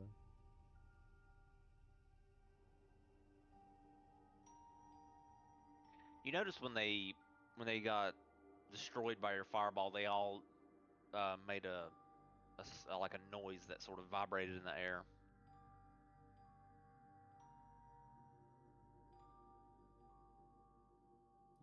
Get my movement there, and then face step to here, and that'll be it. Okay, this one's going to try and float away. Sienna, your turn.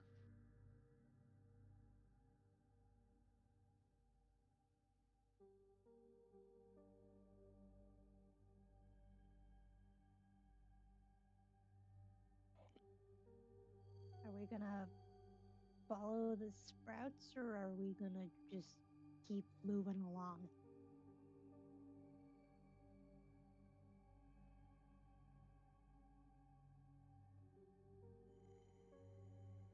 The one that's running is definitely doing something.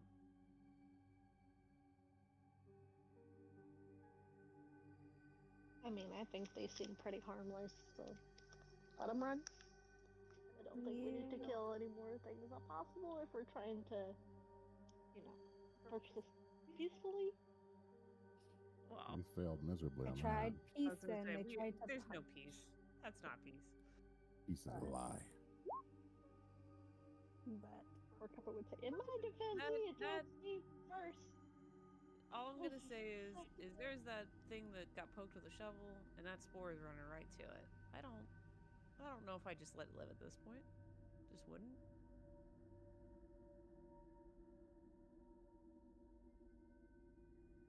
even when it tried to attack, it didn't really do anything. So they are pretty harmless. So let's leave them be. I'm sure they'll be bigger and badder mushrooms to fight later. You all that were in there fighting the adults, you noticed the sprouts really just kind of floated there. They didn't seem to want to attack anyone that, if anything, it seems like they may be scared. But go ahead. That's sort of what it looked like in combat. You look at them and they're not even looking at you guys anymore. They're more trying to get away from you. All right. Well, I think we should just let them be if we don't want to see if they're going somewhere interesting. So I guess we'll just keep kind of moving along this way.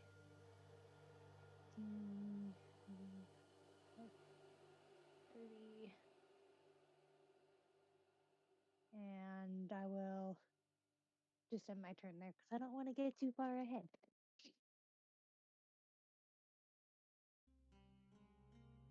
Okay. Aspen, your turn. That sounded very ominous, but okay.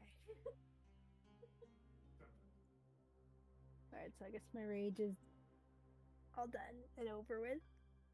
All done, finished. And then For now, until you can choose to end it.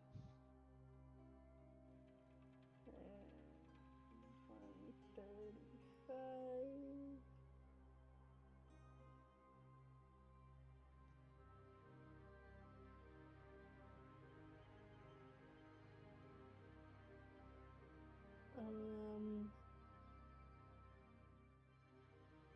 and Aspen will jump into the sewage right here.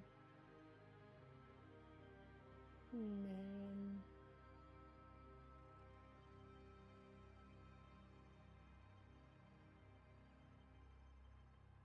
she'll try and not like attack, but try and follow this one, I guess. Action a dash 10 feet to follow. Or I guess 5 feet to follow Okay, and see where it's going. it's difficult terrain in the water. So I guess 10 feet right there, and then just gonna try and follow this one. Like the little ones over here and see where it's going if they're fleeing. It's gonna Okay. pull apart. It's like they're probably just going back to their home bases. To their headquarters, so it's like I tried to ask nicely and they tried to punch, so but I'm just gonna try and nicely follow those babies. And that'll be the end of my turn.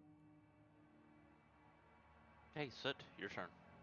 Alright, I'm gonna go ahead and cross here.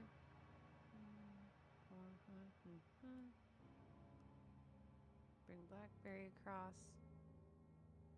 And then I'm gonna move ahead a little bit more. 1, 2, 3, 4.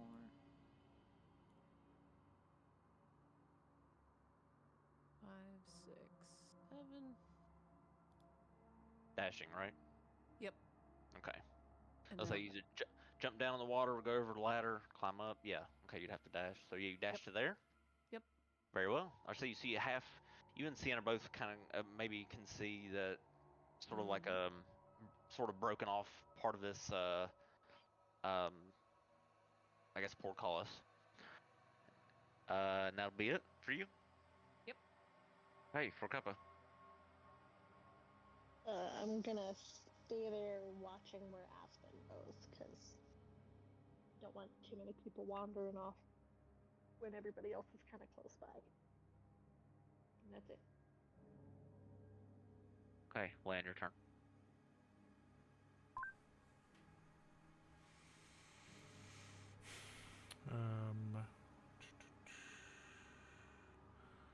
Lan is going to climb up the ladder, so it's 10 feet to the ladder, right? Because you said difficult terrain? Yes. Okay. And then up the ladder to there, so that's what, 20 feet? 30. And then 10, 20. Lan will dash to there, and that will be his turn.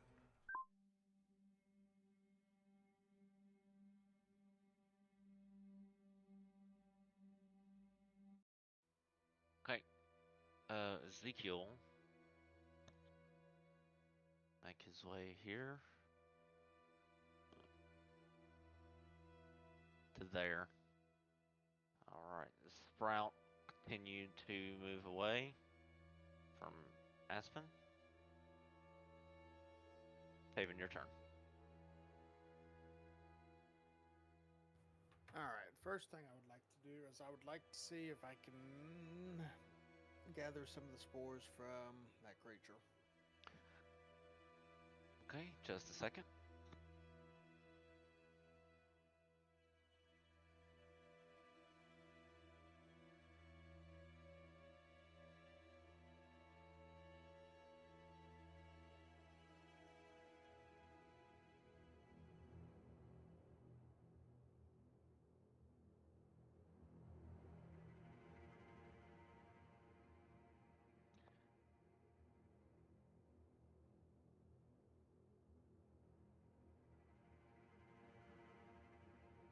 Survival or nature? You pick.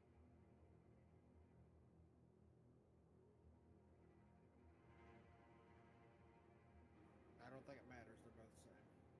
Okay. Nice. Alright, so you you carefully remove a myconid core.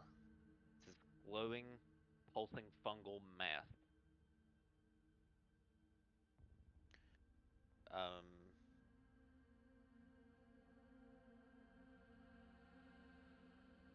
still intact.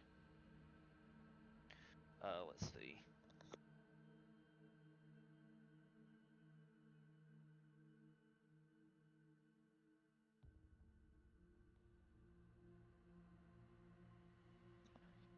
Let's see, myconid core.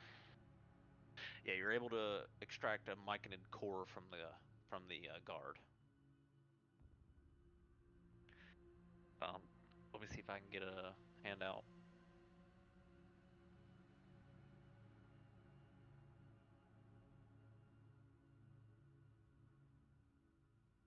Hi.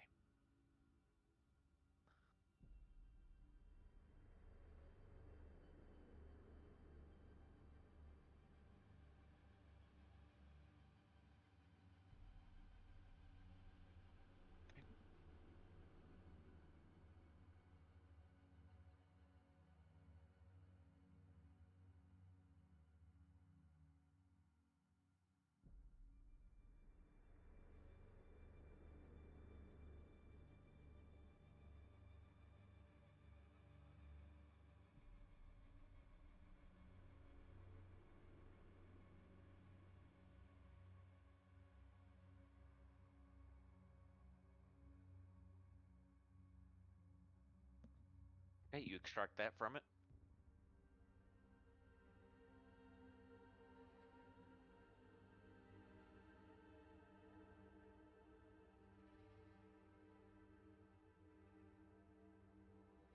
So it very much seems like it's alive.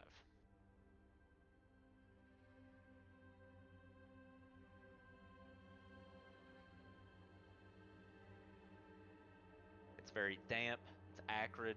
You feel this warm sort of steam coming off of it. I will put it in my bag. Okay.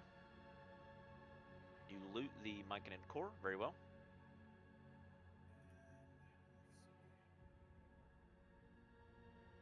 I think that's all I can do for right now. So I'm Okay, Jonas, we'll just keep quiet. Fizzer, your turn.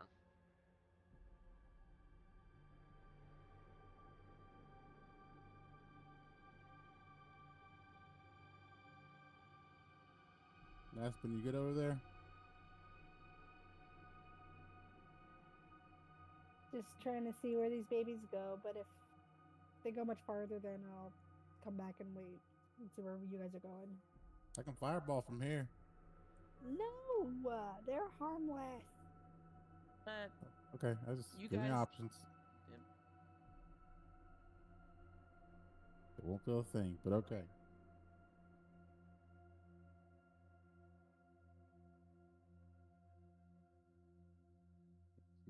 Regular movement.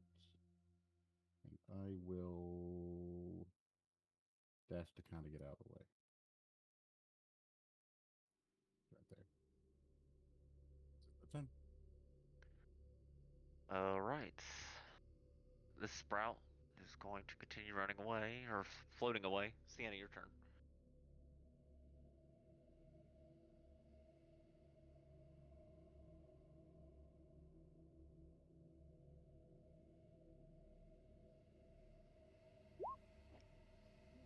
Would I be able to walk through this thing or like just jump over the things that are there? Yeah, it's sort of bent in such a way that you can just step over them.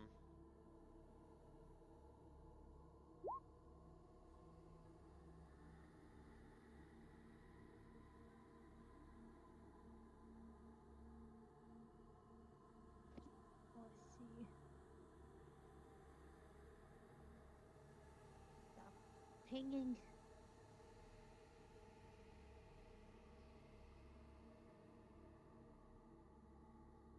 Okay, I want to use my action to dash because I'm trying to see what's over here. Okay. It's dark. Let's see. Use your dancing lights or something. I could, but oh, Light the way there's for us. more sprouts over here. You do see, yeah, you see some sprouts floating in there. A couple, yeah, just right outside of the edge of your vision. Let me see. Is dance? I think dancing lights is a. Oh no, it's an action. I use my action to dash, so I can't do dancing lights. Okay. Oh well. And I'll just squint in this general direction, even though I can't see what's going on over there. Well, you do see two. You see some tethered ropes, and it's very interesting because it's seems like it something you might be able to cross, but you'd have to do it by like hanging, or you'd have to like shimmy across it, like throw your leg over and pull yourself across with your arms. Looks very dangerous because there's a chasm below you. Uh, Or I could just fly. you could fly, yeah, but for the others that that's what you see the ropes look like they're there for. Fortunately for you, you have wings. Is that it? Yeah, I'm just gonna wait here. Okay. Before Aspen goes, let's go ahead and take our break. Oh. No, Lan, no. We're gonna take it now. The GM has spoken. All right, cool. Yeah. Just Aspen, think about what you're gonna do, and let's take our break. I'll be back.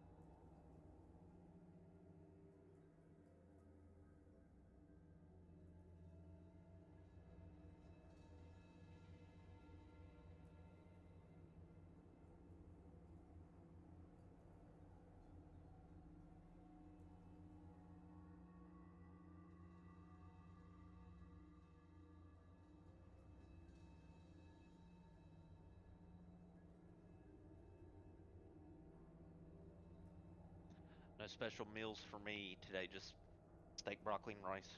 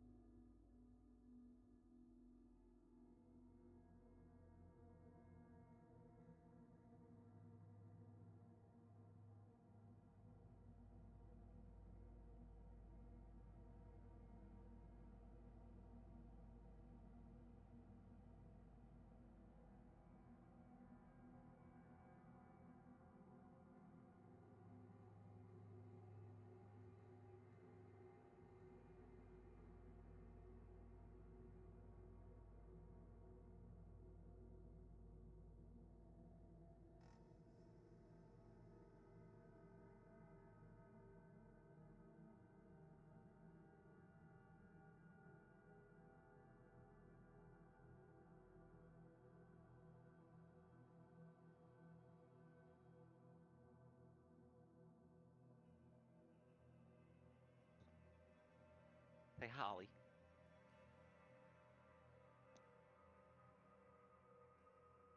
Say hi. Ollie. Who's saying hi? Ollie, my cat. Oh, Can you hear him? I caught a little bit of it. What? What?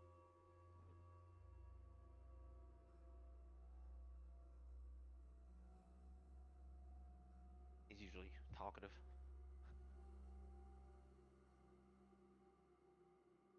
Just My telling little you how one. it is. There's a cat outside my window right now who's just telling everyone how it is this afternoon. He's yowling. Yep, he's looking for a lady, I think. Uh-oh. Uh-oh. I say, well, if he finds one, it's going to get a lot noisier. So far, I think it's been fruitless because he's made 2 rounds by the front by the window here, but that's about it. Ollie! What are you doing? That was cute.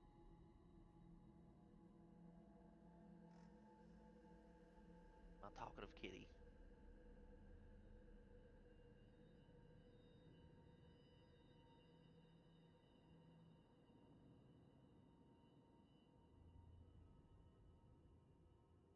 What?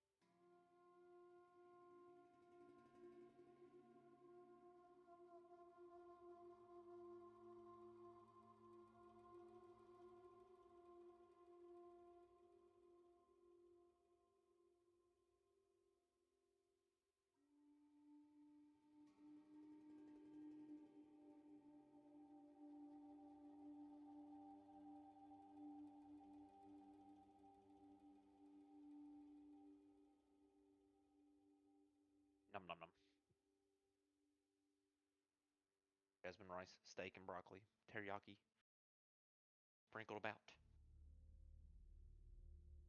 Good. Yeah, my easy peasy, most easy meal ever.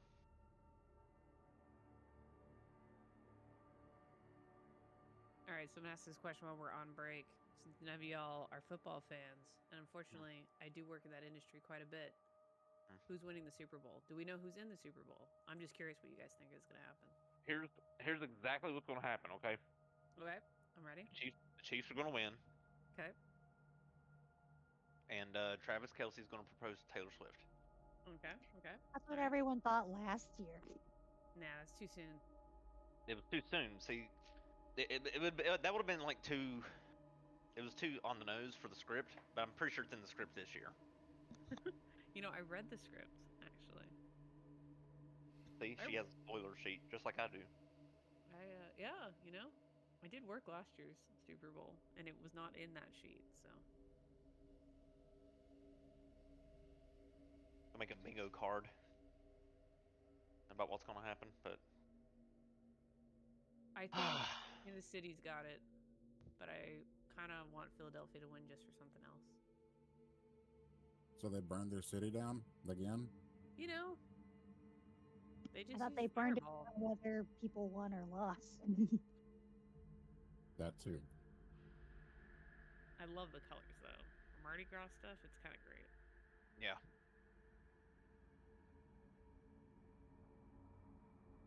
We all know the NFL's will work. It's going to be the Chiefs. MVP is going to be Tom Brady. Hey, maybe I'm wrong though. Maybe I'm wrong. Maybe Roger Goodell wants us to think that it's a work, and the Eagles will win. I just want the Eagles to win just because Chiefs won it last year. They won the last 2 years, and apparently, if they win this year, it'll be the first time any teams won 3 years in a row. Correct. Learned that today. Mm-hmm. Go Yankees. They're football, right? Yeah, they're totally football. Yeah. Yep. Spring training's around the corner though. Baseball's even more boring than football. Dude, baseball is the worst out of all of them.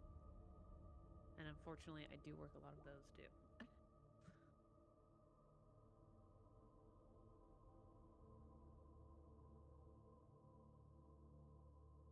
I hate golf except for when playing it.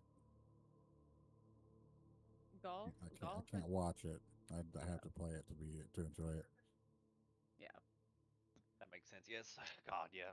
Golf would be so boring to fucking watch. Well, you have to be hardcore into it to enjoy watching it, like on TV and shit, and put me straight to sleep.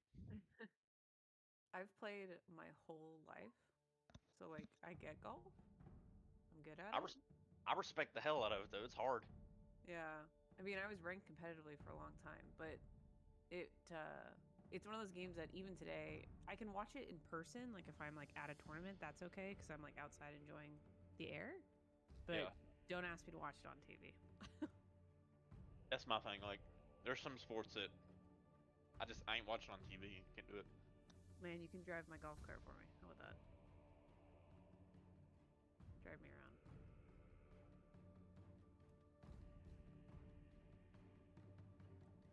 Outside you. I think Land needs to go touch grass.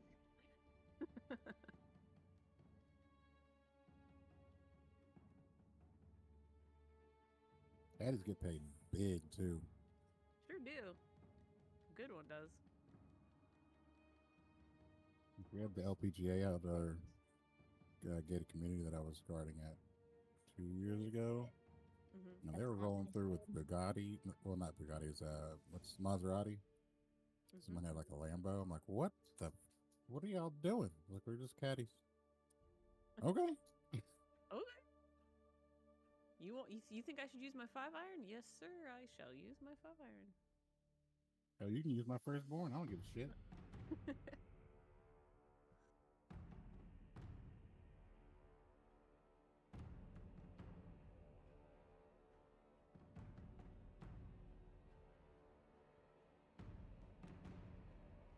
we all back?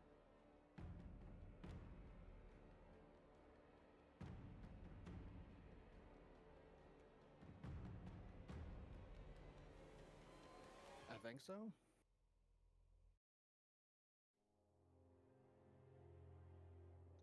I'm here. So for all back, let's continue with Aspen. All right.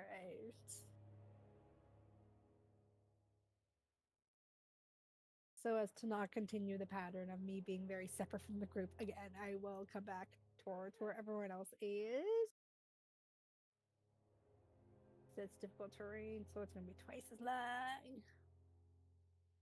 So it's 10, 20, 30, 40. Gonna dash to get to there. 5, 10, 20, 30, 40. And that is where I will end my turn. Okay, Soot. All right, 1, 2, 3, 4, 5, 6, 7. We're in the room. Okay, now I can see pretty far in there. Thank you. I'm gonna bring. Can I just bring Blackberry around so I don't forget, and then continue on? Yeah. Okay, 1, 2, 3, 4, 5, 6. Okay. Can I tell the strength of these ropes? By looking at them, or is there another way you want to test it? Okay. Still new player. If what else could I do? Touch them, pull on them, something like that. Well, yeah, you could you see that there's a knot that's tied there. So you could take the rope and yank and pull on it, see if it's taut on the other side. You can um try to step on it if you dare. Um you can look at it to see if it looks frayed or if there's any noticeable damage to it just by looking at it. Let's lean down and pull on it. All right, so you go ahead and you tug on the rope. It won't take any kind of a check, so you sort of just tug on it, and the rope seems very. It seems like it's you see a little bit of spore dust come loose as you tug on it throughout the rope, but it seems very strong. Um, as you pull on it, doesn't you don't feel any fraying, at least from a tug, but it seems pretty taut on the other side. Okay. I'm gonna call out to Jonas and say, "Hey, I think I've got an idea for you. You want to come across this rope?"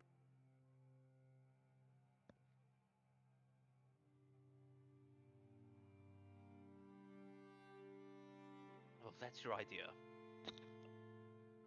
Oh my God, Jonas says. Let me see.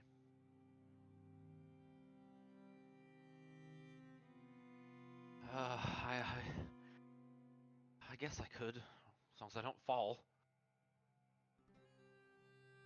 I'm here for you every step of the way. Or Am I allowed to say finger. something? Sure, you're all there. I can just fly across. We don't need to risk anybody's life to maybe see what's on the other side. Well, here's the deal. Jonas is a hand. You have lungs. And there's spores over there. It just feels like a bad idea. I mean, but it's up to you, Sienna, if you want to go.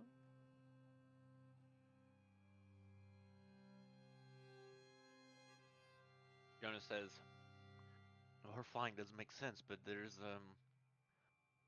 does seem to be a thick cloud of spore dust in that direction on the other end of the ropes. Well, I can't see nothing.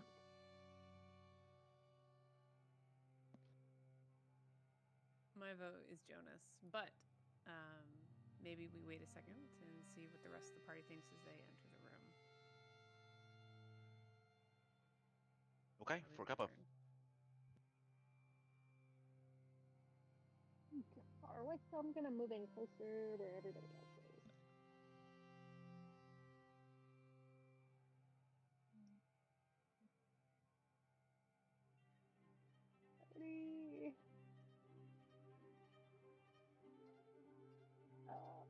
my action.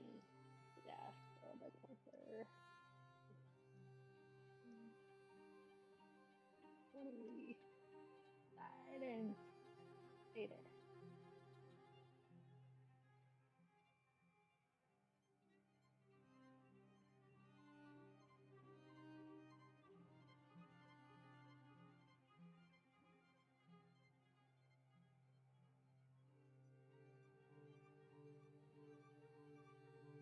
Okay, ending there. Land. Any ideas? Or not. Go ahead. Yeah, y'all can speak if you wish. Or Kappa, what's your thought? Or Lan? Or Ernest? Or Lan, if you want to come into the room, maybe take a look. It doesn't really matter to me who goes across as long as it's not me. I'm not risking that. I mean, if you're saying there's a spore cloud up there, I could probably get through that with relative ease. Just give me another round to get there. I have a grappling hook I can get across with. You know, I don't know why, but there's this tiny voice telling me that we should let Aspen come in here and get across. I don't know where this voice is coming from, but I hear it. So I vote that we let Aspen come in here and make her way across. But that's my opinion. Lan is going to move to there, and that'll be his turn.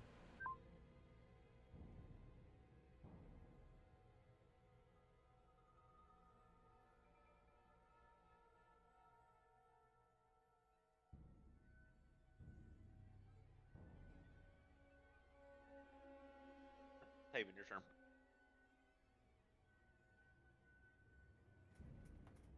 All right, I'm going to down a potion of greater healing. Alrighty, go ahead and roll it.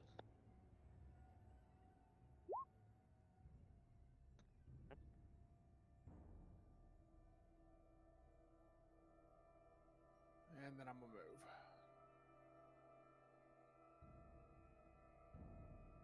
I'll move to there and I will end my turn.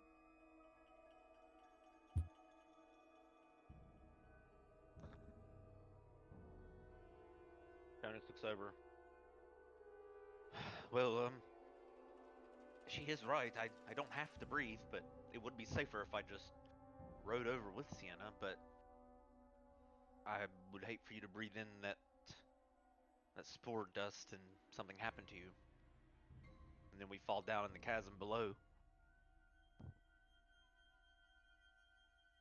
Um. Hmm.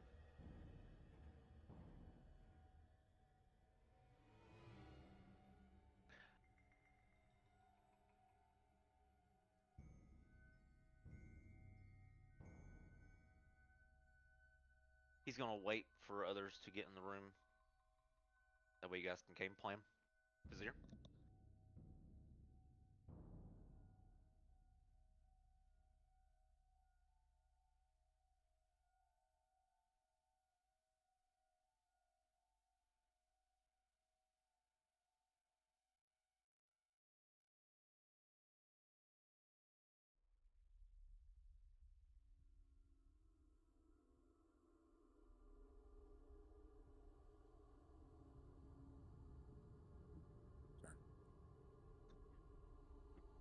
Alright, Sienna, it's your turn again.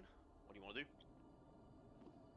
I guess I will wait for Aspen and to come in and do her thing. You don't want to fly across?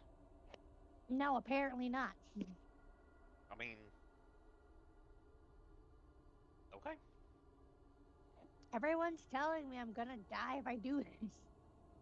They don't know that. They're just afraid that you might inhale some sort of some spores or something, and it might incapacitate you and send you Well, falling. let's just say if that's a possibility, then I don't want to do it. I don't Okay. really know.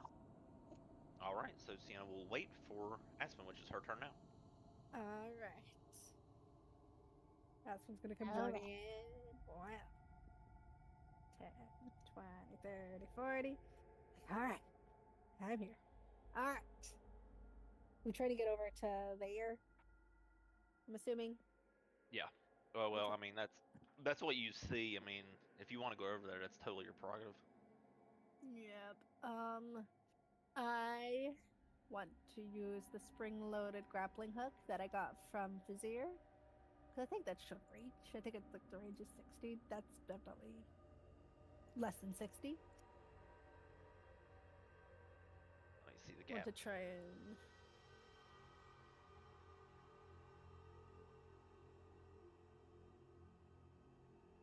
I don't know if I need to make some sort of roll to hit something over there or to make it over there, but what I want to do is use that. Are you using the grappler, right?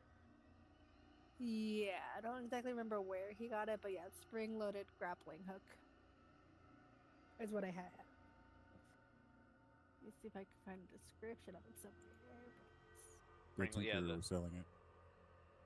Oh yeah, compact grappling hook that launches up to 60 feet and retracts. So yep, launching it yeah. over there and then. You bought it from that artificer. That's right. And then just sort of Alright. crank myself over there safely. Okay, it takes an action to use it, so and you see that it sort of pierces into a couple of a little bit of stonework and some of the spore tendrils that are there. A cloud of spores just erupt from the spot that it sank into, but the grappler does seem to have uh, a firm grip, I guess you would Okay. call it, anchor, and it pulls you across. Sweet. So can I just go across? Ah! Where's all that? Well, I don't know what to do with all this. Stranger danger? No strangers yet. Just a lot of mushrooms. It's like a big growing mushroom and what looks like infested vine tendrils things with the big blue orb things that whisper at you.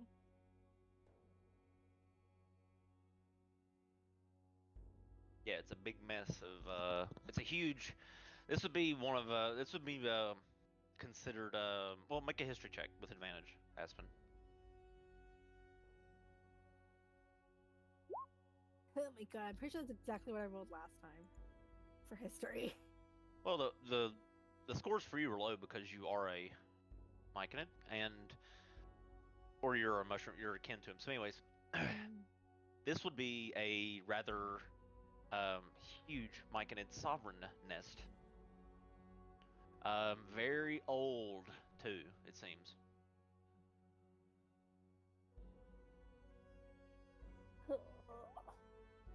But yeah, it's pulsing and all the tendrils are breathing and so forth. Would I be able to tell if all like the tendrils and the blue orbs are like natural or if they're more like hostile to like the what look like more naturally occurring mushrooms? It's like, do we need to get rid of the tendrily parts, or is that just actually naturally part of it? Or is that more of a hostile infestation thing? If that Perception makes check. sense. Perception. Yeah, as Also you with kind of advantage or not advantage? advantage because you would Advantage? know. Okay. You've seen a few Just wanna nests make in sure. your. You've seen a few nests before. Okay. Nat 20! Okay, hang on.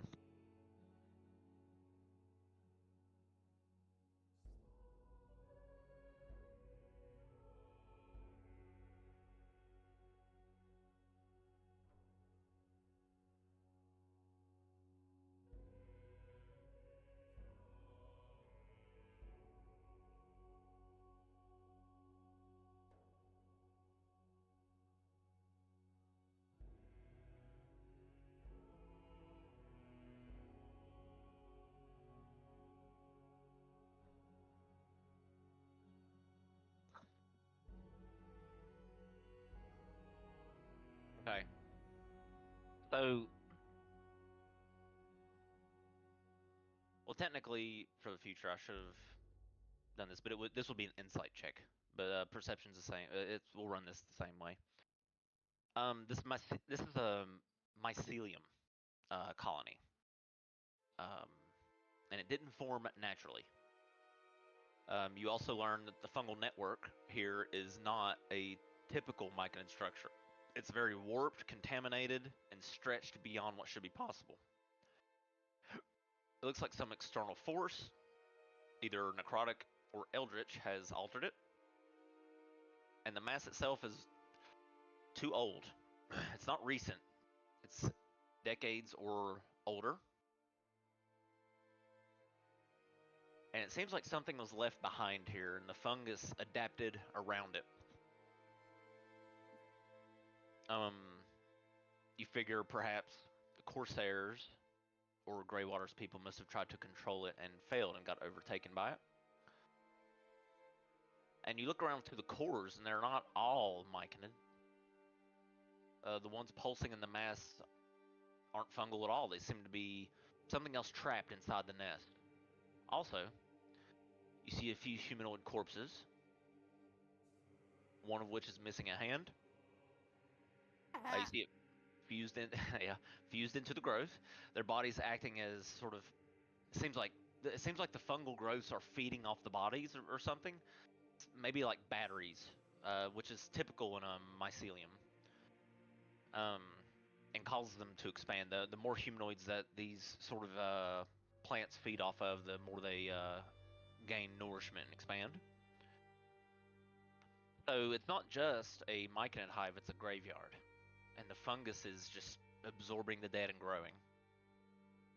Way Now, out the now, one other thing you notice almost immediately, as a fellow fungal being yourself, the mycelium seems to acknowledge you as one of its own. The tendrils twitch, the spores shifting slightly as if waiting for something.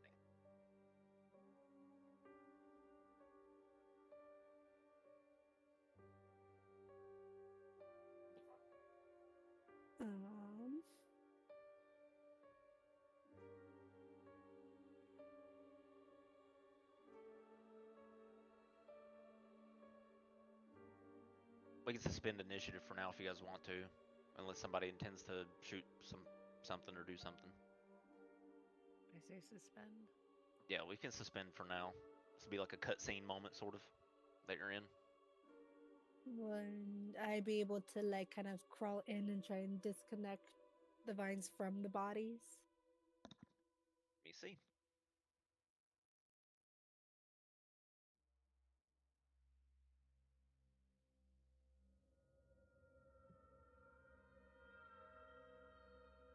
I mean, I guess before I did that, I would call out to Jonas and be like, I think I found your body. I don't know if you want to come over here or not. That's totally up to you, but I think I may have found it. Jonas will reply. That's okay. I think I'll stay over here. Okay. I can't be reattached to it anyway. He will call, and well, at least not now. At least.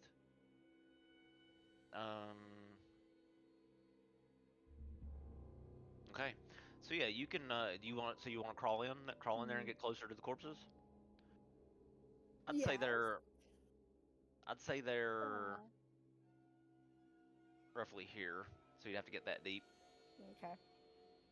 All right. Yeah. So I'll try. Oh my all right, god, there's so much. as you move through, the growth reacts to your presence. The spores whirl more intensely, like a living thing taking notice of you. You feel these strange pulses beneath you. This nest is not just a massive fungus, and as you enter, you can hear something like a low, distant hum, like 1,000 minds whispering in sync.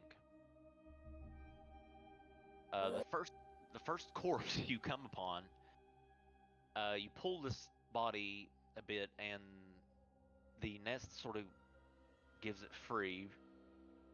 This skeletal figure slides out, wrapped in this rotted, salt-stained like leather armor. Its rusted cutlass clatters free. Um, and there's this satchel on the body. That's the first corpse. Do you want to do anything with it? Do you want to look in the satchel or anything like that? Yeah, I want to look at the satchel. Okay, this is not the one with the missing hand. So you look through the satchel, make an investigation check.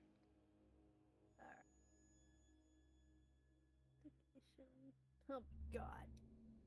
Okay, now you see this. You see a book. I can't read. And you notice that the corpse's jaw is missing. Instead, in place of where the jaw was, it's like the skull's lined with these pale fungal growths, as if something grew from inside of it. But that's all you get. You find a book, like this logbook. I will stash it away for the people who can probably read it. And then yeah, I just want to continue trying to cut away all the vines and tendrils from the bodies to as much as I can. Okay, there's no need because they give way to you. And the second corpse you do have to cut free. The next body you pull free is wearing this dark padded armor, more modern than a Corsair pirate. Something is clutched in his hands. It looks like a black envelope sealed with the sigil of, well, you're not sure. Unless you want to make a check, like an insight check. Insight? Okay. Insight or history, you choose. Let's one insight. We're gonna do insight. It didn't help. Going great. You swear you've seen it before. But you're not sure. It's a wax seal. It's partially eaten away. Do you want to open it? Yeah. Okay. Can you really not read? I don't know. I don't know if I can't read or not, but I'm just assuming from my roll of 3 that it just did not go well. I don't think there's anything in there that I can't read. But... What languages do you speak?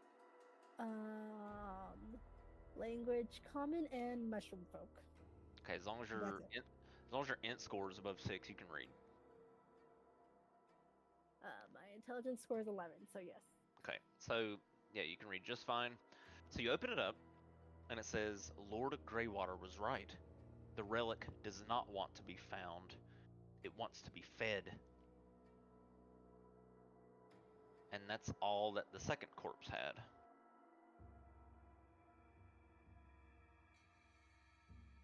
And there's one more corpse, a third one. Alright, I will crawl over to that one. Alright, and as you reach for the third body, the fungal tendrils suddenly tighten, as if the hive itself has changed its mind.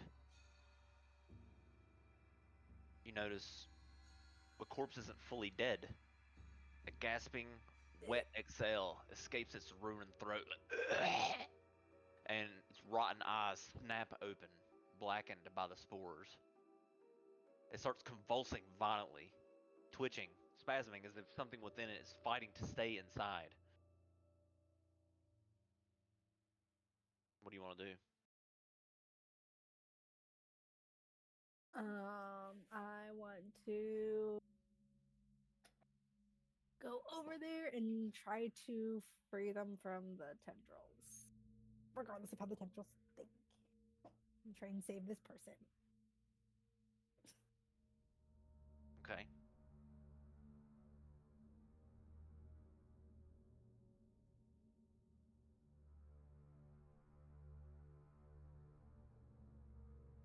So I'm just trying, like, I guess, cut away or I guess probably more like strength, like pull them off the person. Okay.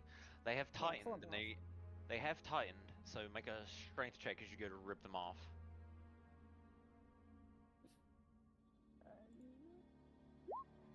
10. It's going great. All right, you pull, but they squeeze around the corpse, so tightly you can't rip them free. But you do have a sword, right? Yeah. Yeah, I have a great sword, and I will use that instead now. Okay, so you go to cut them. Normal. Great sword. 26. Okay.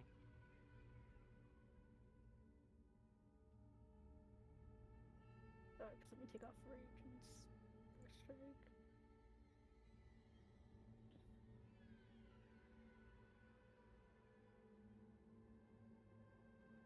All right, as the blade slices through, go ahead and roll damage, by the way. I mean, they have an HP of 2, but it's not like they're going to. Nah. Yeah, okay. All right, you cut through several of the tendrils. There's this wet tearing sound, Ew. followed by a deep shudder throughout the entire nest. The moment the last tendril sort of is cut off, the corpse lets out this thickening, gurgling gasp. Not a scream, but a release of something trapped inside.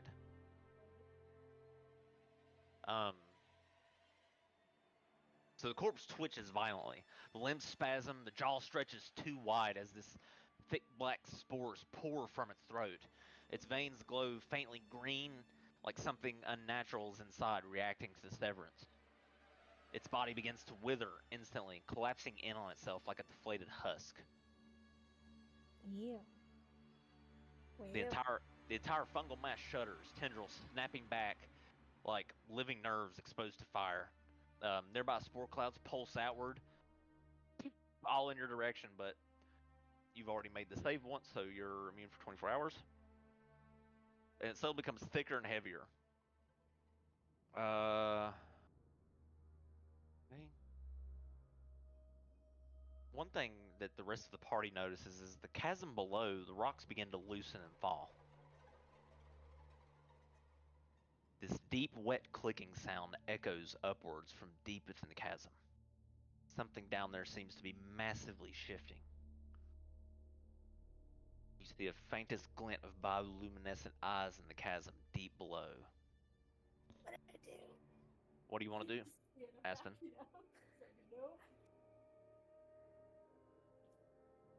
Alright, so yep, the husk is just like, it's dead, right? Or is it? It's dead. Corpses? It's dead. Whatever. It's dead. Okay. So you observed it being possessed by something, kind of like Alien, but you was able to stop the nest from feeding on it. That the fungus was keeping it alive, the body alive. So whoever that was alive this entire time, slowly being killed in an incapacitated state. So you severed it off, and now it obviously doesn't have the organs remaining inside to stay alive naturally, so the corpse just dies. As a few things shake loose loot-wise on the ground after the corpse shrinks to a husk. Alright, so what loot things came out as it turned to dust? You see a silvered dirk, like a knife. You see a Corsair token, and this crumbling map fragment.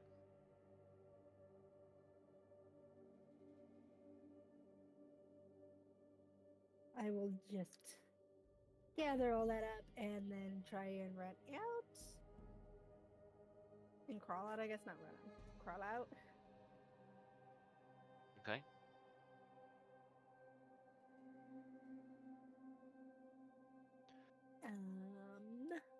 So what now, as below this huge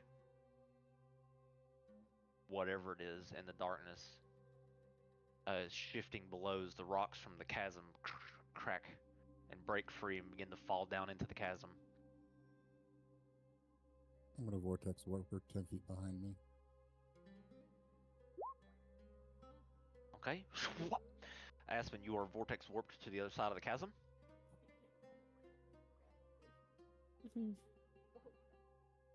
Okay. Let's see. There again.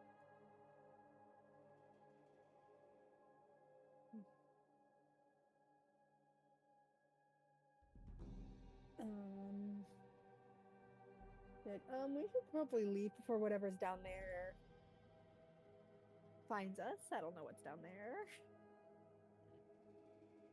Chasm, Probably something not happy. the chasm begins to shake. I'm good with this swift retreat. Everybody else? Yeah, let's move.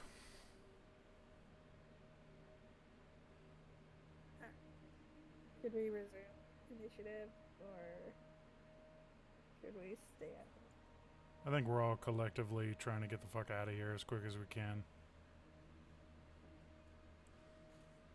What Okay, happens if we drop the orb down there? The drift globe? Yeah. You want to send it down there just to see if you can see something? What do you guys think? Yes. We have to drop one. Yep, do it. I'm too curious. I'll dive, but I'll know. Sure, let's do it. Okay. All right. So We'll be let walking me at the door or towards the door. Yeah, those of you who are leaving can go ahead and move the tokens out like you're leaving the place if you wish, since we're not in initiative. Let me see. So this thing, this drift globe. So you begin to send it down, it lights up the chasm, and you see the rocks sort of cracking and crumbling, shaking free. Okay.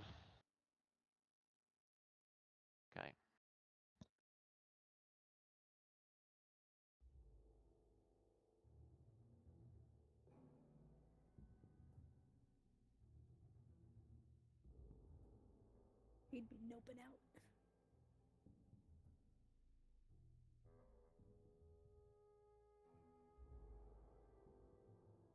First thing that popped in my head. Remember the creature from Atlantis when they're still going? Big fucker. Mm-hmm. That's I have the Star Wars. Always.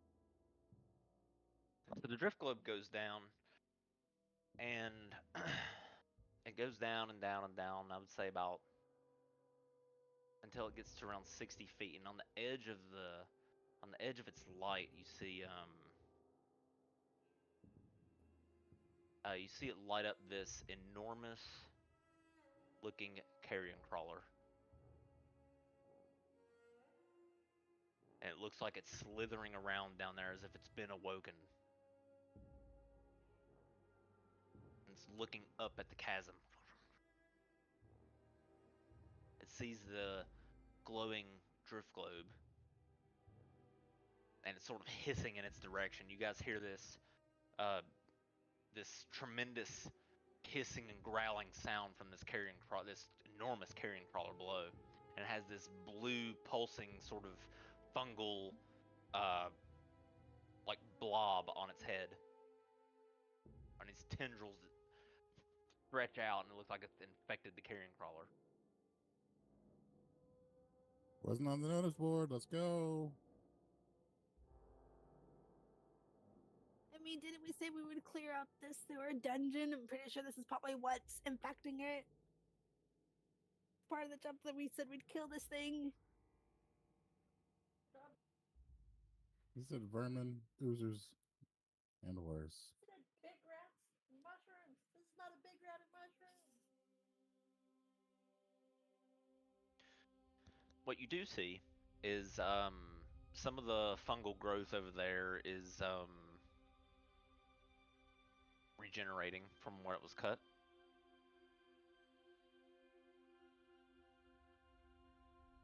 The carrion crawler seems to be making its way to the wall of the chasm, as if it's getting ready to climb up. What is the call?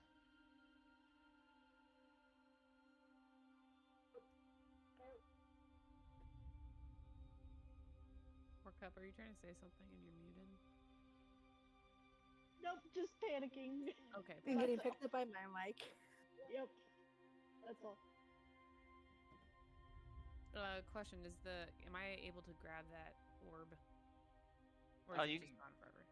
You can command it to come back. Okay, then I'll have it come back to me. Okay. So it comes back and you hear the crawler making a very pissed off down there. And the cavern's beginning to shake even more as it's starting to climb up the chasm walls. Are you guys running? Are you guys leaving or fighting it? It is huge. It's like giant sized. We're leaving. You can fight it another day, Aspen. Let's I go. was gonna say, we can come back with reinforcements. We are not equipped to fight this thing right now. None of us are at full strength. Let's go. Pepper wants to tell Ezekiel, like, pick up Aspen, carry her out. She's not leaving on her own. Like, you're getting out of here. Come back, I promise. Jonas hops off Sienna's shoulder and begins to run across the floor. Retreat. Len is going to full pelt run, and as he gets by Jonas, he's just going to reach down and grab Jonas and basically hold him and just keep running. Okay. Which of these pump handles, or which direction does this pump handle need to be turned? For the It's Forgotten in Pump Bounty? the portcullis is in the upward position, so you would have to go counterclockwise to make it come down. As the carrion crawler crests up, because he has a shitload of movement. Yeah. You still have a full round. You still have more rounds of movement.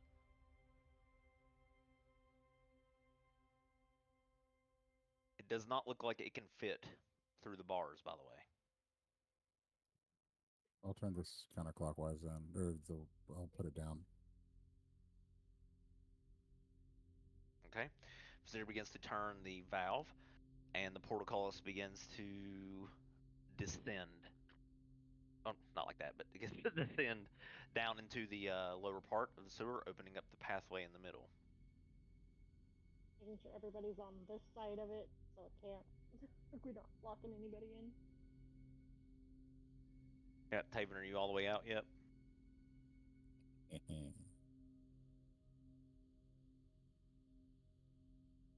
Yeah. Okay.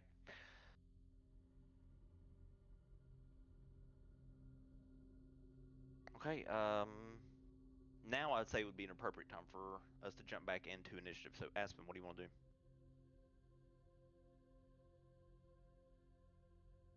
I want to throw my fused javelin twice at the thing. Well, Are you really good? I want to fight it. Do something. I'm gonna. You gonna fight it? Okay, you throw a javelin at it. All right. Roll your attack. I guess first rage, then. Sure, you can rage and then throw your javelin. Alright, rage. And then recklessly. Okay. 25. That hits. For 9 damage. Then do it again. All right. 27. That hits. For 11. All right, 2 hits. Very well. Is that it?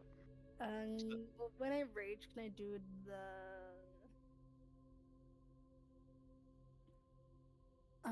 well, two things. The Roar of Defiance, so if it attacks anyone but me till the next round, it has disadvantage, which is fine. And Lion's Glory to land.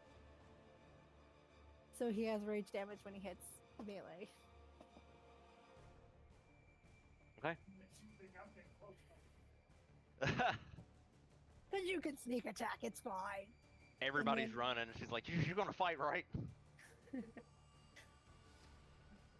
And it's like, take a shot of a healing potion, you're fine. And then you're gonna move away, like not away, like running from it, but just away. Trying to move. 13, 28. There, and then that'll be the end of my turn. If I kill us all, I am so sorry. Yeah, you can hear them scream. You should have heard our first campaign when they were getting backstabbed by people that they loved. It was great. All right, so, all right, cool. So you move there, and that's it. Yep, Taven, that's it. Taven, you can move your token to wherever you would be. I noticed you weren't moving much. You had at least like 2 or 3 turns of movement there before everybody got out of the way. Just to be fair, so I don't want you to absolutely get killed by this thing in the first round. I'm stuck. Oh, I can get you through there. But I would be up here somewhere. There you go. I got you out. Now, spend 2 rounds of movement moving to wherever you feel like you would have exited before he came up. You too, Sienna. You would have had at least 1 more round of movement. I'm moving there. That's my 2 rounds. Okay. So the carrion crawler crashes against the half of the portcullis. So you see those 3 bars at the bottom begin to snap. Can it reach? Wait, could I move a little bit real quick? Yeah, go ahead.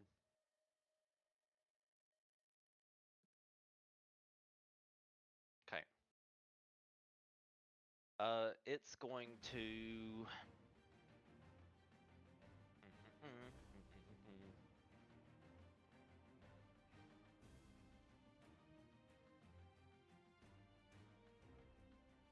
All right, it's going to do what is known as a.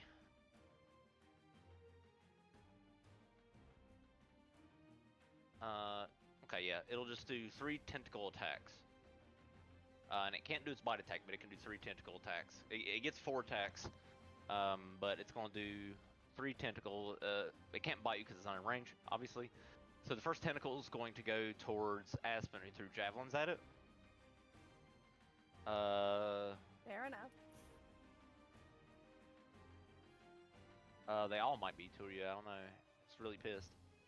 All right, 19. That hits. Okay, that's 6 poison damage. Make a con save, DC 14. That is 3 because I am resistant to poison. Let me see if I'm immune or resistant really quick. I think I'm just resistant to poison. So 3. You might be immune to the poison condition. But anyways, DC 14 con save. Alright. DC 14 con save normal. 13.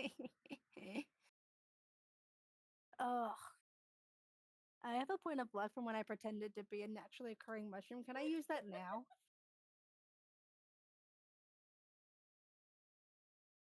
Yeah. We'll see if this works any better. There we go. Okay. Okay, you're not paralyzed, so it's going to tentacle attack you again. Natural 20. This is gonna hurt. All right, 6 plus 4 poison, so half. Let's see. Okay. Hang on. Okay, it doesn't say that you're immune if you succeed once, so make another con save. 16 and 5. Okay. Okay, the third tentacle is going towards Forkupa. 22. 11 Yeah, because it's disadvantage because it's not against me. that's right. 11. No longer because I don't even see it. It can see you.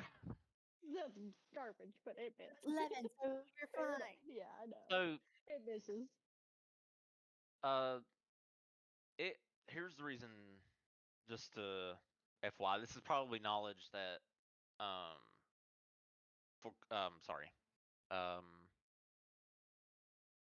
the Aspen might know. Is they have these distress spores. So any myconid that takes damage within the fungal network, no matter what happens, with 240 feet, they all communicate. So it can sort of see you around the corner. However, 11, so does that miss? Yes, it does. Okay. Let's see, 1, 2, 3. Okay, 1 more attack. And that will be on Aspen. It's really mad at you, Aspen. 20. That hits. Okay, 4 poison, con save. 59. Con save. Oh my god. All right, you are paralyzed. Soot, your turn. As the creature is trying to push itself against the bars but can't seem to get through. Pretty sure that's the fourth nat 1 con save we've had. in this Vizier, what was session. your plan over there? Should you? Do you guys want to do like cool penalties for getting a crit fail?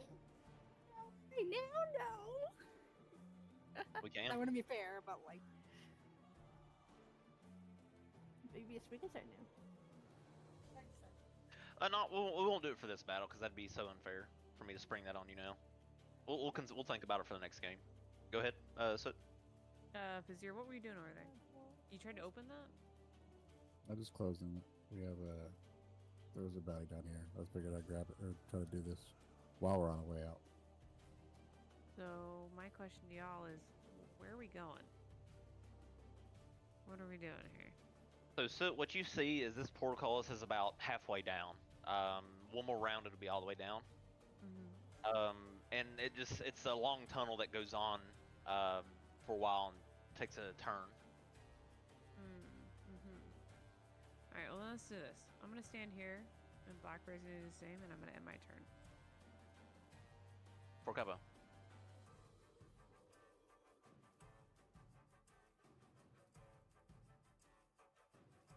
I like the artwork for this carrion crawler.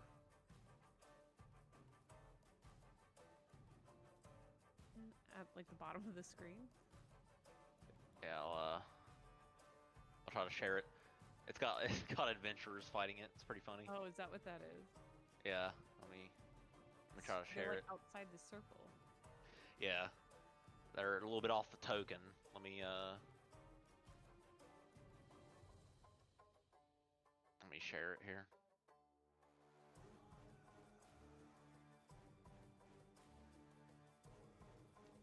Oh, that's cool. Yeah, just for scale, that's about how big it is. Big boy.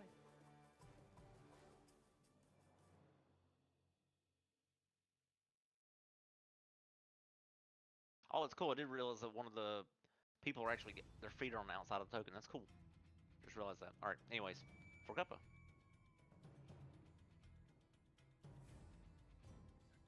Looking at my sheet, what I have.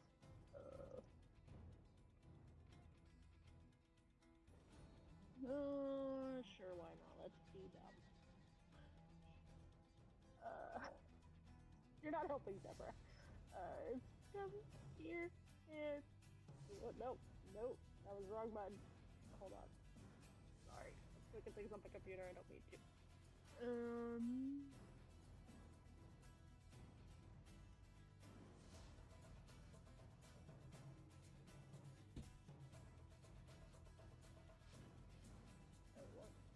Cast thunder.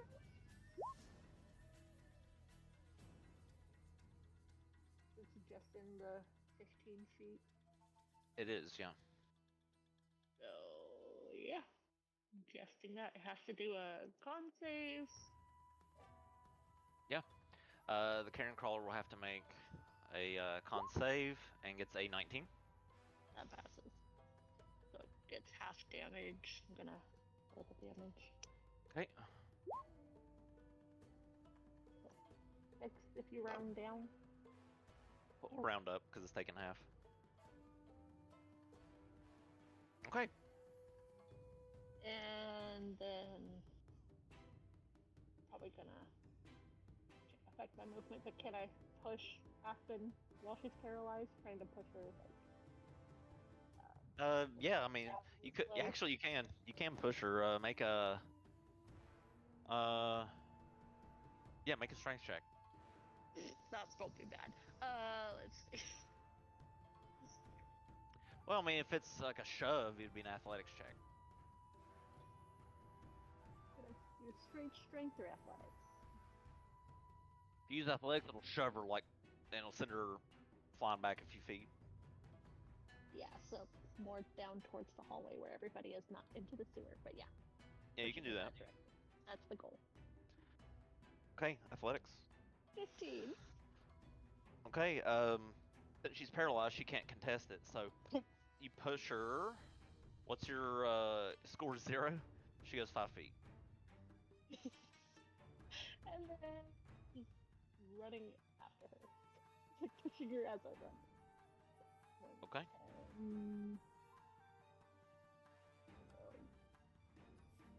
If I end up on this side of her, 30 is my movement.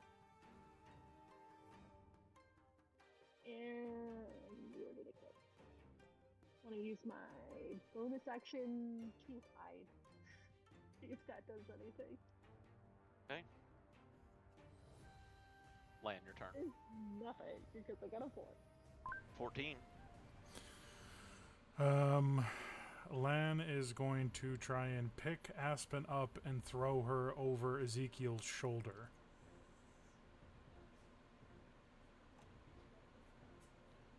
Okay. Do I need to make... What would that be? Let's see. Pick her up. Strength check.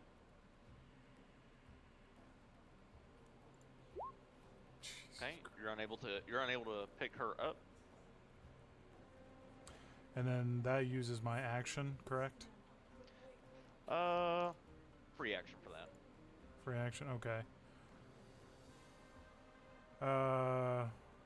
Then, very much mumbling under his breath like Marv from Home Alone, he's going to drop to a knee and steady aim, and then he's going to specifically aim for the fungal growth on top of the head of the carrion crawler. Okay, go for it. Advantage. 20. Alright, that hits. Roll damage. So 17 points. Okay. Roll another 1d6 plus 5. Since you hit it in a critical area. Slash R 1d6 plus 5. 7. Alright. The carrion crawler shrieks in pain, and it rattles throughout the rocks in the sewer. It writhes and very pissed off that you shot it right in the myconid core. Anything else? Lan is going to quickly close his eyes and make peace with his gods, and that'll be his turn. Alright, Ezekiel. Ezekiel looks around. Are we fighting it or not? Well, I just shot the damn thing, so yeah, I think we are. We can thank Aspen later. He shrugs.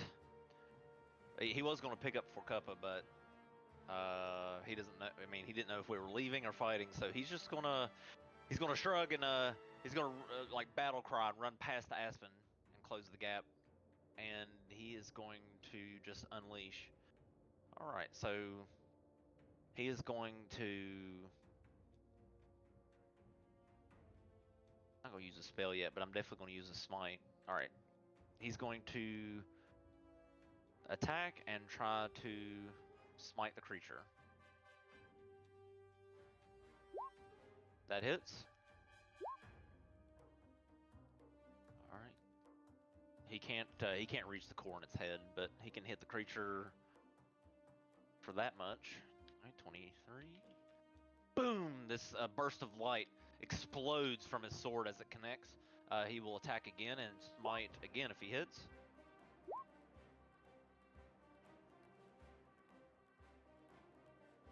Okay.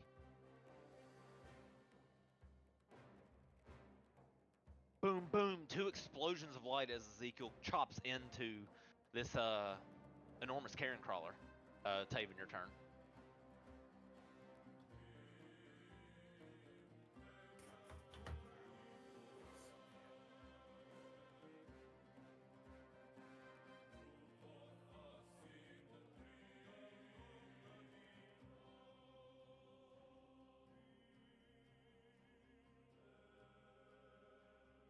I'm going to use my focused aim.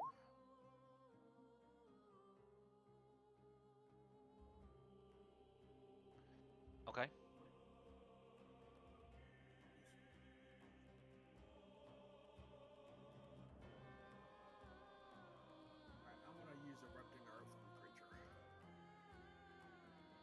erupting earth. Yep. All right. All right.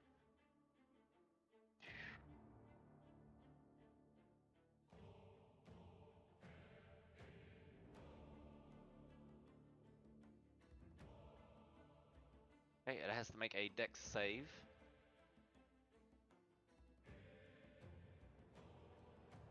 It doesn't get advantage, so that's 5. It fails. Okay. So this erupting earth now, so if it fails, creature takes half of the, okay, additional ground in the area, difficult terrain. All right, 20-foot cube, so that would be the entire 5, 10, 15. All right, a little bit larger than him. So just, it would cover Ezekiel as well, just a bit. All right, but nevertheless, the creature fails to save. I don't think, does he go prone? No. Okay, no. All right, so he does take 20 points of bludgeoning damage. Very nice. As the earth erupts below him. Anything else?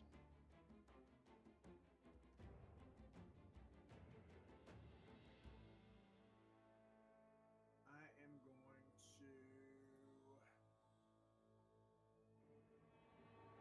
I'm going to keep my earthbending stance for right now. Okay. Jonas is going to hide on Land's shoulder there. Vizier, your turn.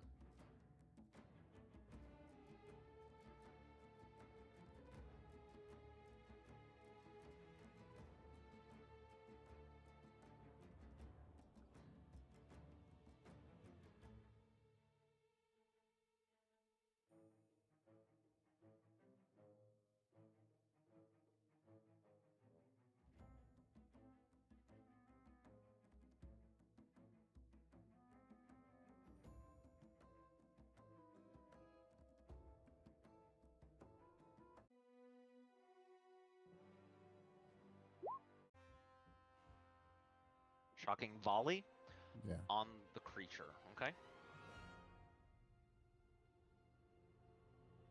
All right, you draw back and release. He has to make a dex save.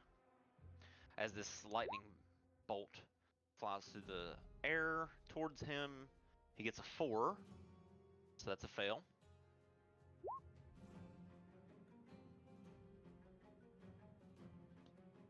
Right, 10 points of damage. And he is incapacitated. So he gets shocked by your attack and is incapacitated until the end of its next turn. Guys, we can leave now. He's not going to be doing anything for at least a minute.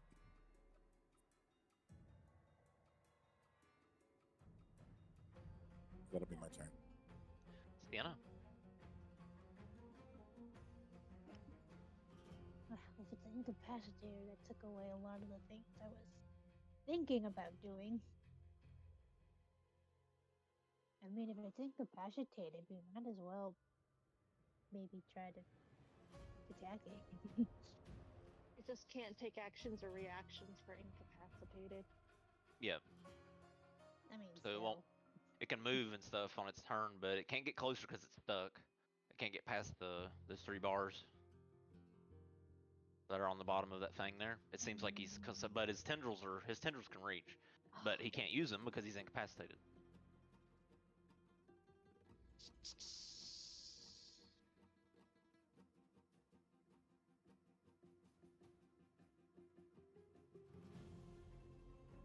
Well, I guess just in case you want to keep going, I'm going to step over and I'm going to try to cast fairy fire, I think, on it, or just, within its space. Okay, so you cast Fairy Fire, and it's these sort of like this chaff of light just rains down onto the carrion crawler. Okay. 15. He just makes it. Oh, that's unfortunate.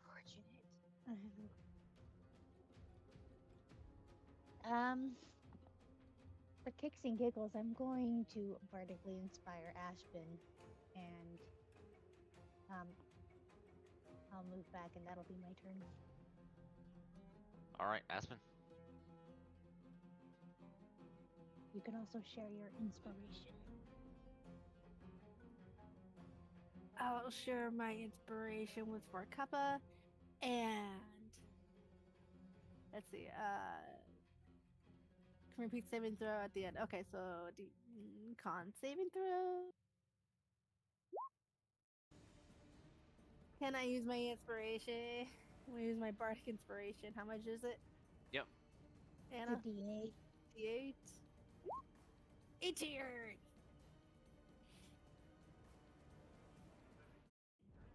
Your turn. Okay, you make it. Does that mean that's the end of my turn, or am I just not? I'm You come. I think it's at the end of your turn you make that. So yeah, That's the end of my turn. Okay.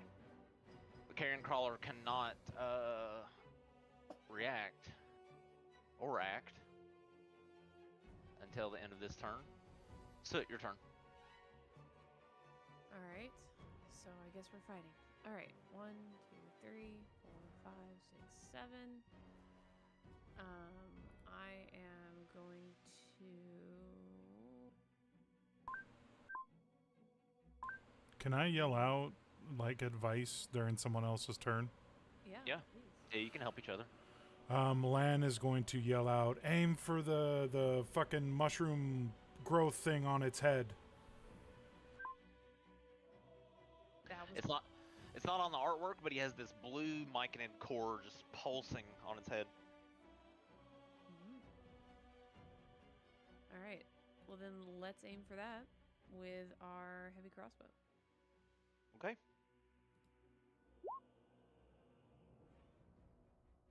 That hits.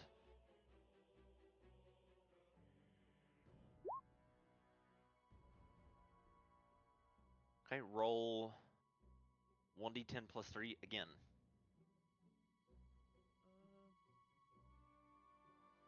Slash R space. Sorry, I'll remember it eventually. That's And alright. then 1d 1d10 plus 3. plus 3. Got it. Okay, you release the crossbow bolt. Flies over Ezekiel's head, straight to the core. How do you want to do this? Say that again? How do you want to do this? I want to do what? It's like a fatality in Mortal Kombat. You describe. Yeah, you can describe how this kills the creature. As grotesquely or as however you want to do it. Okay. New for me.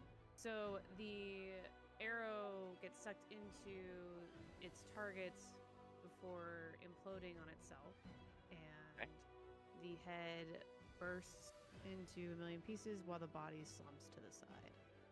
All right. Bolt sinks into the core, and the core implodes with the bolt. A massive explosion off its head, and a million pieces. Ezekiel's covered in this nasty carrion crawler ichor as it falls to the ground, slumped in between the entrance to the cavern area and the exit. So it's just sort of slumped over, headless and dead, right there. That's the end of combat. I don't see why you guys are so scared. This nigga here. Were there words in that? I heard nothing of what that was. That wasn't that hard of a fight. It was fine. You were paralyzed. And we're all alive, aren't we?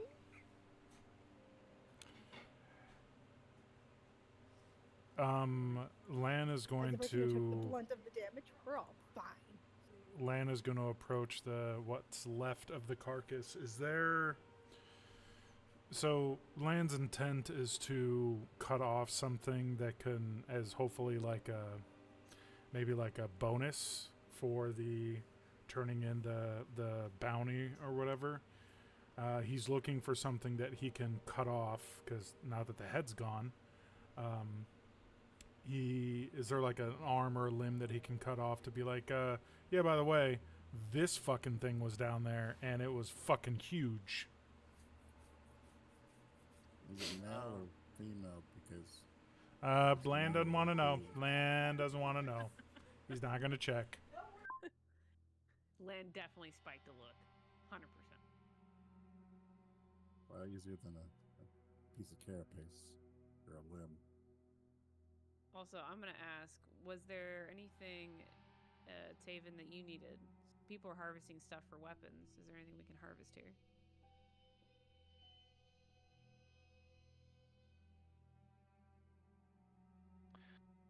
Jonas will speak up. Sure. Yeah, sure. Let's just cut into the giant rotting mutant. That sounds like a great idea. And so All thanks are for the permission. Gonna go. so somebody so are we harvesting or somebody harvesting from it? We can jump out of initiative for this. Land just wants to hack off, like, Penis. not the penis. Save that for your books. Land wants to hack off just like That is not happening. a limb or something and put it in the bag of holding to show the city council, like, yeah, there was shit down there. And then he'll step out of the, once he can do that, he'll step out of the way to let anyone else that wants to actually harvest shit from this thing to do that. Okay, You wanna put survival. that in the bag of So, holding? so survival check for that, Land.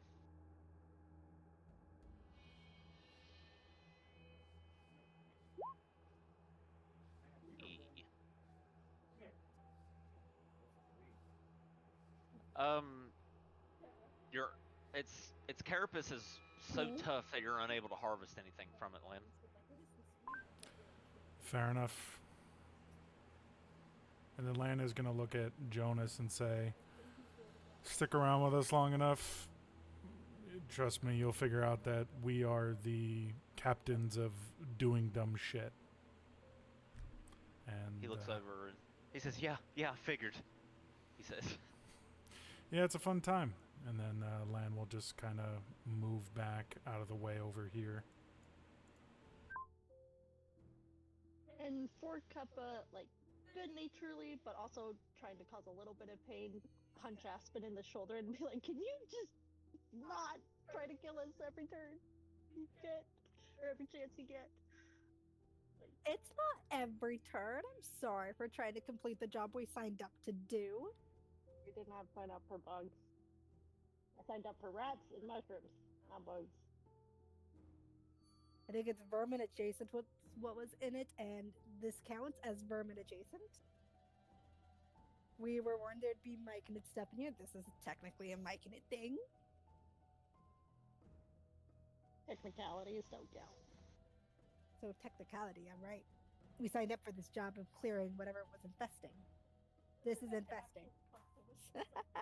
This is all in good fun. We're not actually really hungry. there are many things that can be harvested from it, by the way. Yeah, So and just- Aspen wants to try and do that because it has like the core and just all the things that we can harvest. The core on its head obviously was destroyed, but there is a blue pulsing underneath its carapace, like around where its sort of stomach, chest area would be, I guess, on the worm. So, depends on what you're trying. Are you trying to harvest anything specifically, or are you just trying to do like a? I mean, it's more of that you said there's lots of things, and Aspen want to harvest the things. Do you want to? Do you All want to the get? things. Do you want to get like its paralytic venom? Do you want to Everything. get? Do you want to get maybe its? Do you want to get its mutated core? Is the hide an option for, like, armor usage? Or is it like an exoskeleton that it has? Yep. It has fungal infested chitin, which you can also harvest. I think mostly, at least Aspen wants to try and get like the paralyzing venom and the fungal, whatever those words were. That sounded good. Yes. I can't remember all the words that were the sequence of words that was, but the last one. Fungal infested chitin. That one, that too. So the And the paralyzing venom? and that, yes, is what Aspen wants. Okay, survival check. And if I remember, I think you said like a while ago that since it's making it, I get advantage on it because I know more about them. I don't know if I'm just misremembering that, but I think you said I could, or I can still isn't- do not. But This creature isn't a myconid. ah, It was just infected by the myconid. Would in my so studies, normal. would I have done like known about this or have been taught this due to my upbringing? Different types of monsters, how to dissect them, stuff like that. Roll a history check.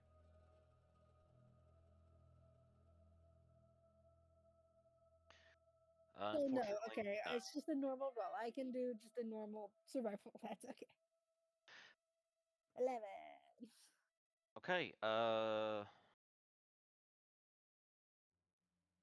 You are able to get the chitin. Mhm. It's a crafting material. It's reinforced necrotic exposed chitin can be crafted into armor, resistant to poison damage. You get enough material for a shield or to reinforce an existing piece of armor.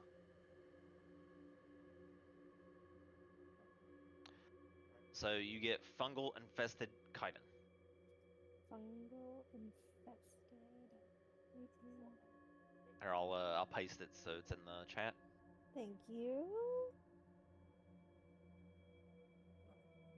I was not spelling that correctly, so thank you for the spelling. No worries. There's still other stuff. I mean, this is the one thing I will allow like waterfall checks on if you guys want to each try to take something from it. It's such a huge creature that there's a lot from it. It's like harvesting from a dragon. Yeah, I'm down with that. Okay. You can't get the chitin anymore though.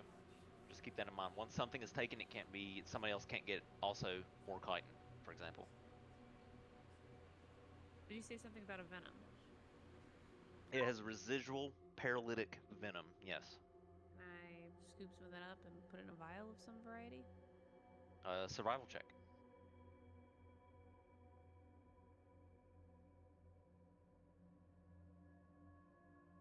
Oh. Nope. What the Oh fuck? no. Unfortunately, it's like I said, it's so tough to really even find where the glands are since you killed it. Um, and most of the poison seems to be oozing out onto the floor, so you're unable to really um, get any sort of fresh draw from it. Finding the glands is a hard part for a lot of people, so I understand. Okay. Somebody else try.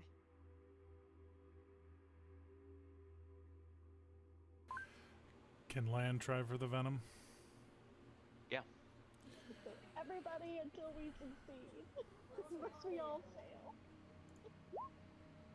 It's better. Okay. Lan, you're able to extract glands near the tentacle clusters. Yields 1 vial of paralytic venom.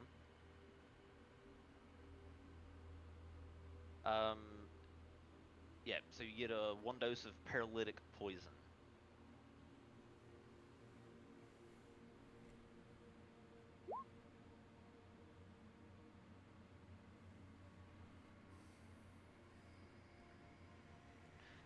Okay, there's more things to try for. The Maulstone, which is the mutated core. A Mycelium touched eye stalk. Ooh. And then there's the more riskier harvest within the creature. This pulsing cyst-like thing that was pulsing inside of it, right beneath its carapace.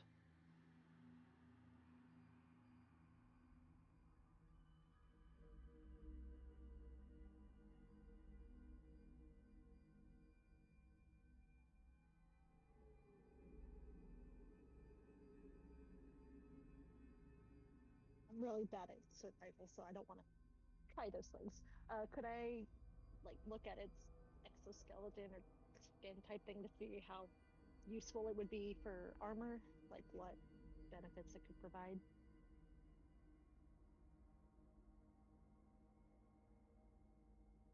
Uh,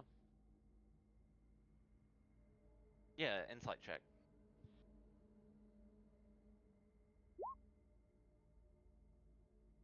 Rip. This need to go, guys. This is bad. Why are we rolling so bad? Is there magic coming out of the cyst?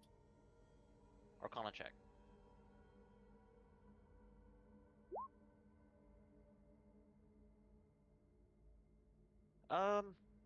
Doesn't seem like magic per se, but definitely something infested from definitely some sort of essence of the vein is existing within the cyst. Yes, maybe dormant magic that has not yet been awakened.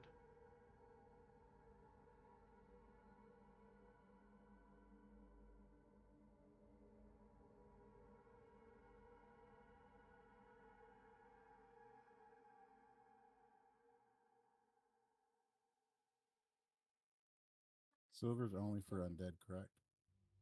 Yep.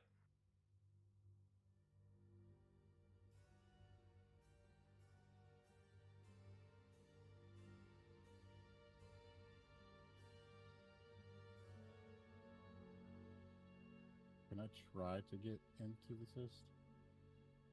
Yeah. Survival check.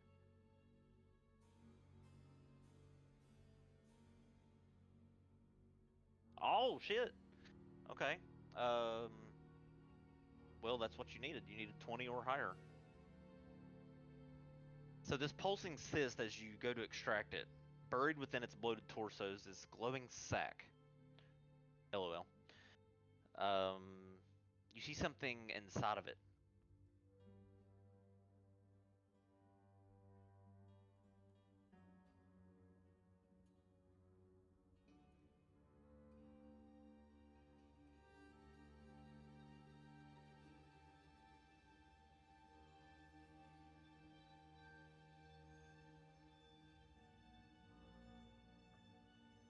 Um,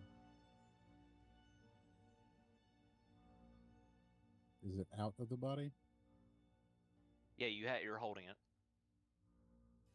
I'm very much going to prestidigitate it and try to identify it.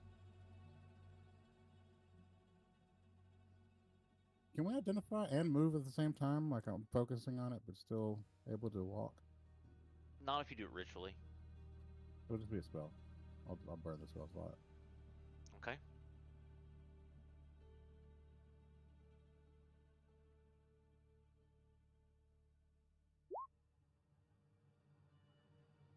Yeah, let's get out of here. Or do we want to look over the edge and see if there's booty downstairs?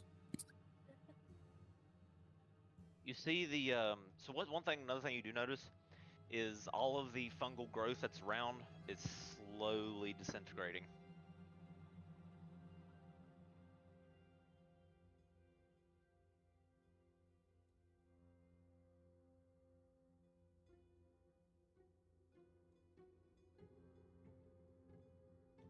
Is this an orb like?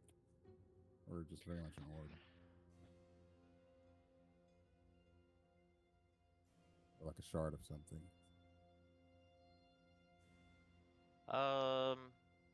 Well, you cut it open, or did you cut it open, or no? You're still identifying it, right? You're gonna identify it first, or not? Yeah, I'm just Right. going to identify it first. Okay. So you do identify it. Let me get the handout here.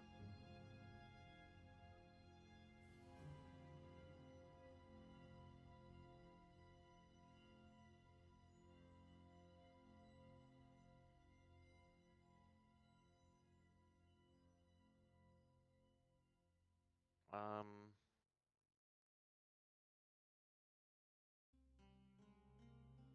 okay.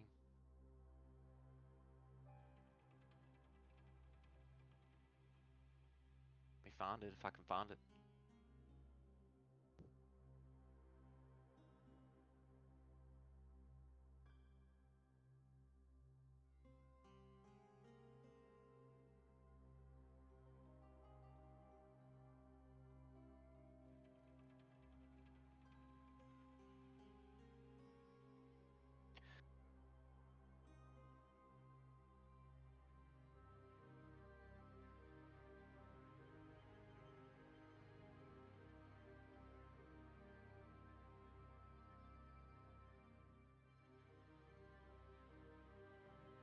So this, you see this inside of the sack that's protecting it. This jagged shard of deep black stone. It's got the shifting green luminescence inside. The glow's pulsing faintly. It's like a heartbeat out of sync with time, it seems. The edges are rough and uneven, you can tell. The air around it, even within the sack, are sort of bending to its will.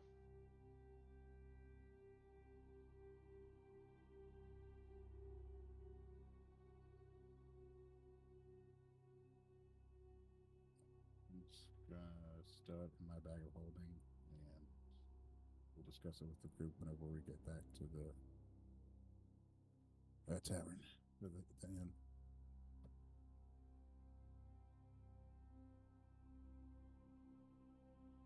So you notice the outer membrane is pretty tough, like flesh, but it's like thick leather. And it seems really resilient.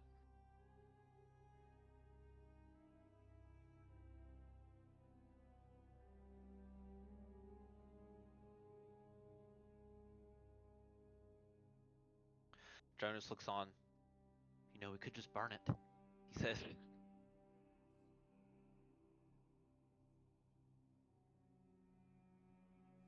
You know, it's that kind of short-sighted thinking that, keeps you poor and winds up dead. So, I'm gonna keep looking at things. Can Workappa try to harvest some of the exoskeleton? Because even if she doesn't know if it does properties, Mr. Hagenbach and Doctor can scam somebody and bring in a peaceful or think of a purpose for it. That's what the chitin was. Oh, okay, that's what it was. Okay, Yeah. sorry. But there's the eye stalks and the milestone still left. I'll do the ice stalks. That seems safer. Okay, survival or medicine. 0 on both. I don't think it's gonna make a difference. Okay. 11. All right, required an 18, so you're unable to get the eye stalks free. Yeah. Alright, well that's it. She gives up trying to get things from it because she's just failing left and right. Can Aspen try for the eye stalks? Sure. Medicine or survival. Well, they also be. Nope. We just need to go take a rest, guys. Not that that's gonna change our roles, but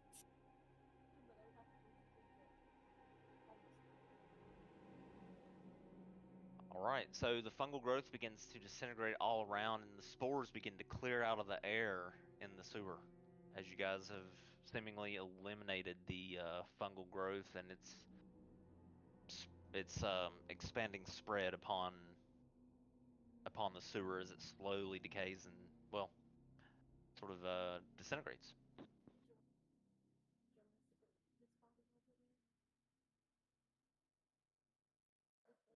Does anybody have one of those orbs?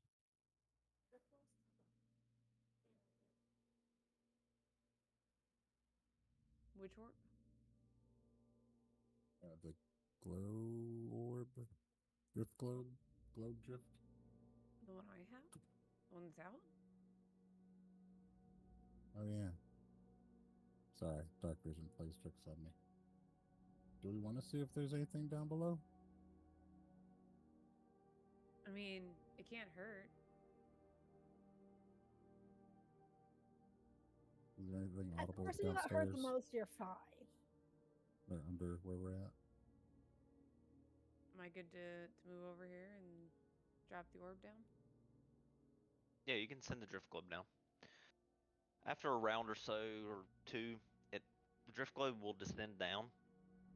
And what you see on the bottom is 30 or 40 smaller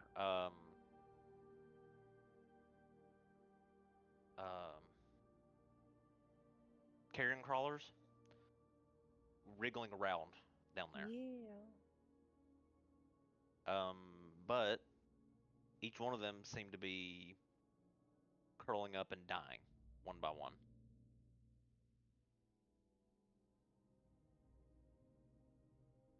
Looks like a stone cavern. Looks like a stone cavern floor.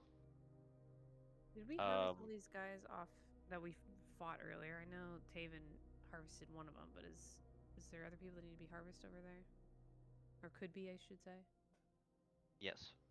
Okay. I think maybe There we are should do that. there are two more. The spores that are floating around just sort of explode in the air, real like popcorn. Also, I still have that like lung situation. Is that going away as these guys are dying off? As a matter of fact, yes. Um, you were you were 10 minutes away from mushrooms growing on your tongue. You feel your lungs clear out of the spore infection. Oh.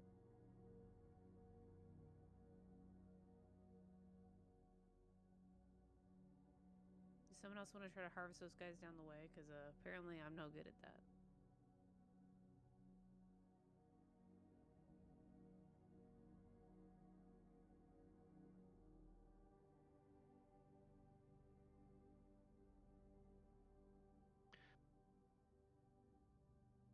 How many rounds that they're still there? I think they might be. They still there? They. Okay, yeah, they're kind of withering. So yeah, they're still there, but I don't know what you'll be able to get out of them. Are there any visible Is there anything else in this room? trinkets or chests that we can see from up here?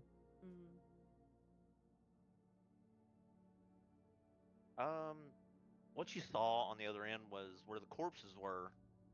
There was an open chest that was sort of suspended by the tendrils next to the corpses. Now it's on the ground because all the growth over there has disintegrated. But it's there's an open chest just laying there, and there's nothing that's spilled out of it. But it's laying over there next to the corpses. Could we ask Sienna to fly over, see if there's anything in there, and come back? Or, like, grab anything useful? Just so nothing risky happens as far as getting over there?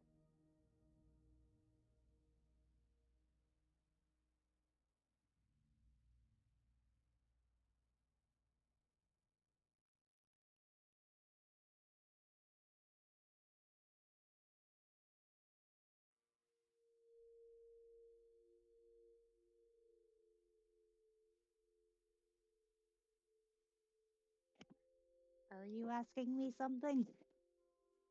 Yeah. Did you want to fly over to the other side now that it seems safer to check out the chest that was over there? See if there's anything good or useful that we can grab? Or just fly back with it if it's small enough or light enough? Do you mean like over where Aspen was? Like over here? Yeah.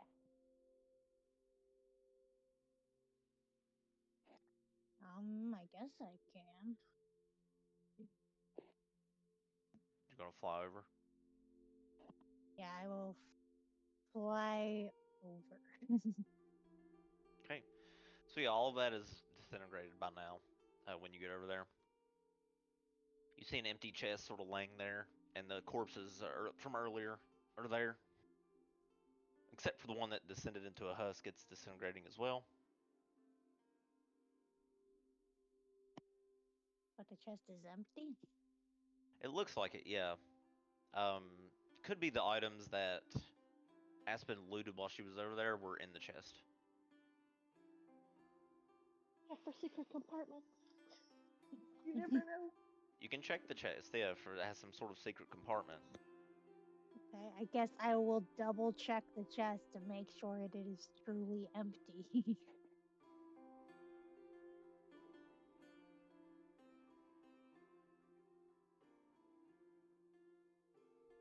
Okay, investigation.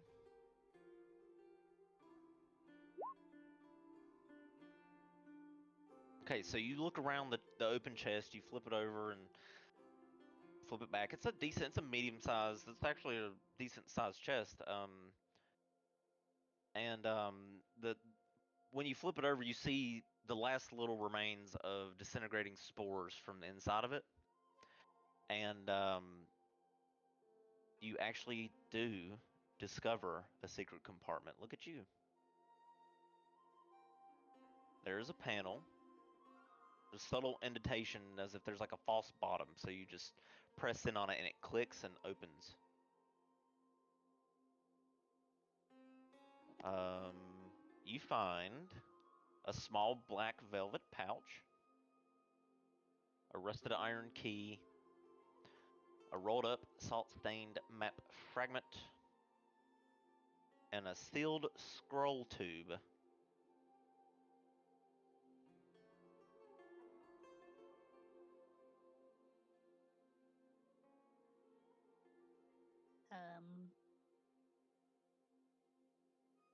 I guess can you put that in chat or no? I can go through the items one by one. Yep. Can do.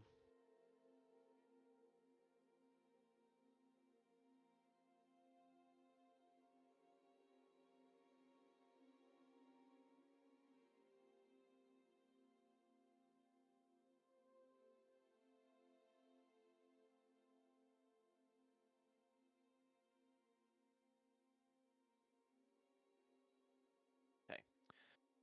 All right, I'm gonna crunch it together. Oh yeah.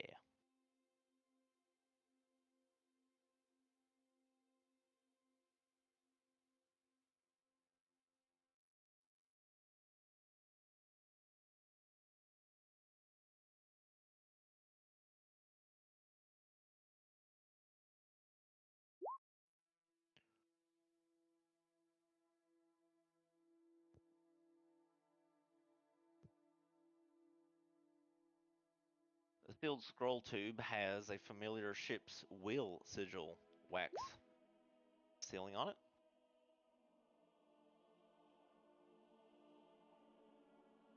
Okay.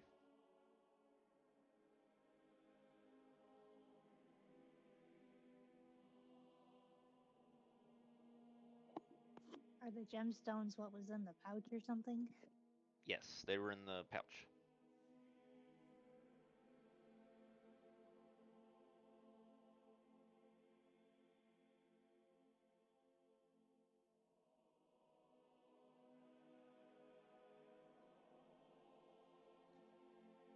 Guess I will fly back over and present the new items to the party.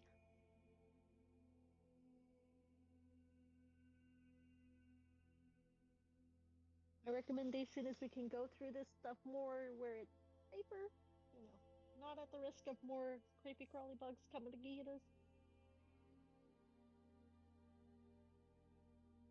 Well, then does someone want to put this stuff in the bag of holding?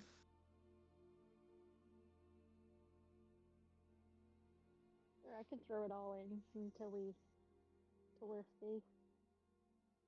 I did want to ask though, because I can't remember if we said it or not. What's the body that was over on the other side without a hand? Jonas's. The last one was, yeah, the one that was possessed. Yeah. Were we supposed to like, reunite him with this body? I mean, you look now, it's disintegrated into a dry husk. I was like, I don't think he seemed interested in being reunited when we kind of asked him earlier. Yeah, you look over, it's like a husk, it's like a dry husk of a body. It's been drained of all its blood for decades now. Okay. Sorry, I just couldn't remember if we did or not. Yeah, I mean, you can ask him. I mean, if he hasn't seen it yet, but he knows his body's down here somewhere. But I mean, I don't know if he would recognize it now. That's a good question. Still, he's got more blood in his rotting hand than that corpse still does.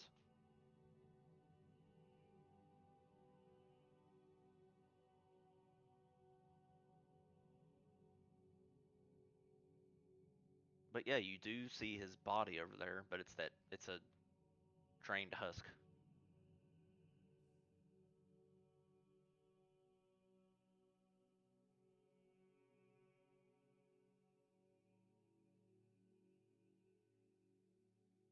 I mean, do we consider this job complete, guys, or do we still need to find the pirates down here for the other job, or what do you guys think?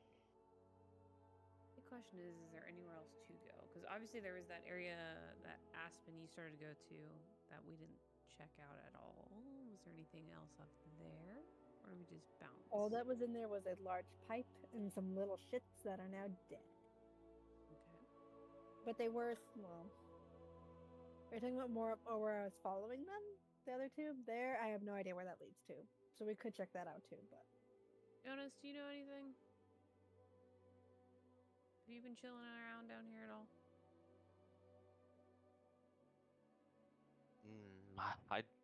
I don't think so. I don't think I would know of anything down here. Let me see if I can make a history check, he says to himself. We also have the path down south. We can go as well. I'm down to continue on if Jonas doesn't have any ideas. He says, my hand was removed before they brought my corpse down here, so if there's anything else to be found, it's beyond what I've seen, he says. Oh, speaking of things to be found, I'll hand over to Soot and like Cesare and Land just the black envelope and the logbook that I found in there. I think that was it. I don't remember if there's anything else. I remember those two things that I wrote down. You said you couldn't read it, right? Well, I joked that I couldn't read it, but also I was busy at the time and I couldn't understand what was in the logbook. But So Fazir, you said there's a way to keep moving. Shall we just all move that way and then read the book somewhere else, like for Quappa once? I was going to suggest we look at one of the maps. See if it's see if it gives us any direction, actionable direction.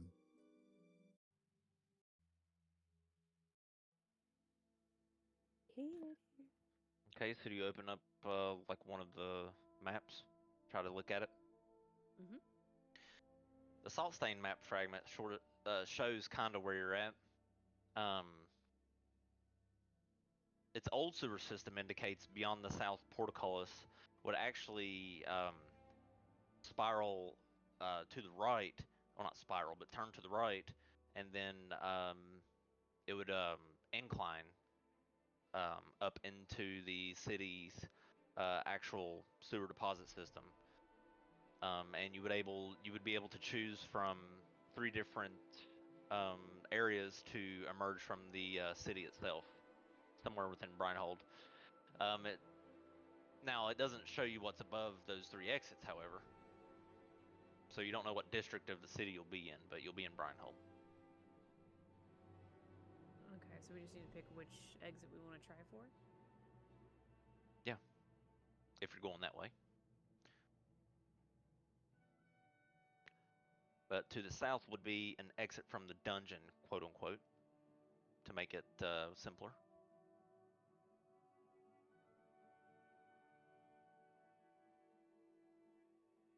Any ideas, anyone? What we should do? I think we get out of the quote-unquote dungeon first. Maybe take a long rest and then figure out where the hell we're going next. So south from the tavern. Or in.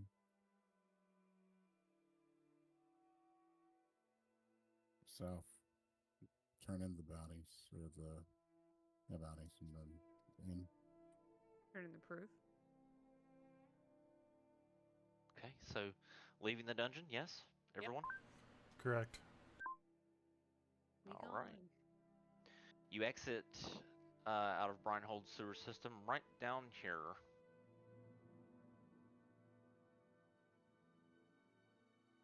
After you spiral out and just choosing a random spot to exit, because each leads you back to the city, I just picked this one. You emerge here, and for the sake of brevity, I would say it's around 5 p.m. or so when you surface.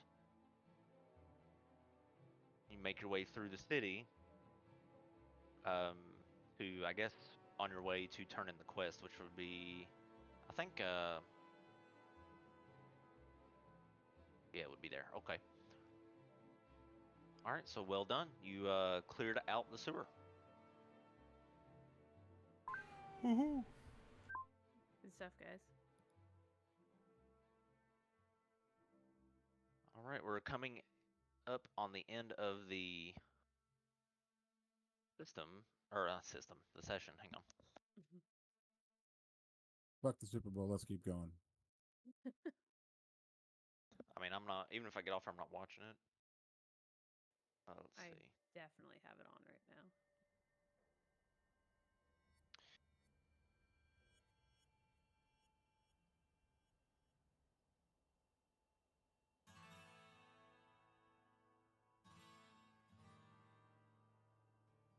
Okay.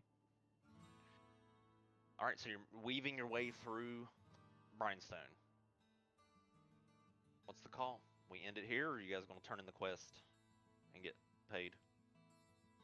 I think this is a good stopping point because we can start next session by turning in the quest. Works for me. And then some Agreed. more resting and all that good stuff. Okay. Agreed. Very well. So, good job clearing out the sewer system and defeating the enormous carrion crawler, which seemed to be the host of all of the fungal activity. And as it clears out and you guys make your way through Brindhold, the eventual long rest means that you will be leveling up to level 7. Woohoo! So I think we should do that before next session. You know how, I mean, whenever. Do it next session, do it now, do it this week. Yeah, do it 5 minutes before the session starts, like I normally do. Oh, y'all are good at leveling up by now. It's True. not that hard. Yeah, but there's But so yeah. many spells and it goes so much to But yeah, if you're a paper. spellcaster, it's a lot to. There's a lot. Level 7 is another great level, especially for evasion. Yeah, buddy. So yeah, it's a good level to. It's a good milestone level to hit. So yeah, you'll be level 7 when we start our next session, and you'll have plenty of time to do it when we start. So don't feel pressured. But spellcasters, be looking through your spellbooks. Yes, sir. Awesome. Great session, sir. Thank you. No problem. Thanks all. Have All a right. good night and week, everybody. Yeah, we'll see y'all next week. It's saying I can't level up. We'll You figure it can out. level up now if you want. No, it's like it's a orange like pop up thing when I click on the character man to level up. It says unable to level up. Yeah, it's telling me I'm unable to level up.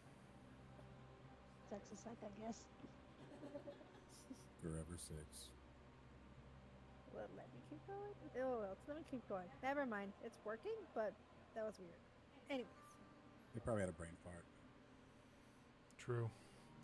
All right, on that note, have a good night, everyone. Bye. Ciao. Night night.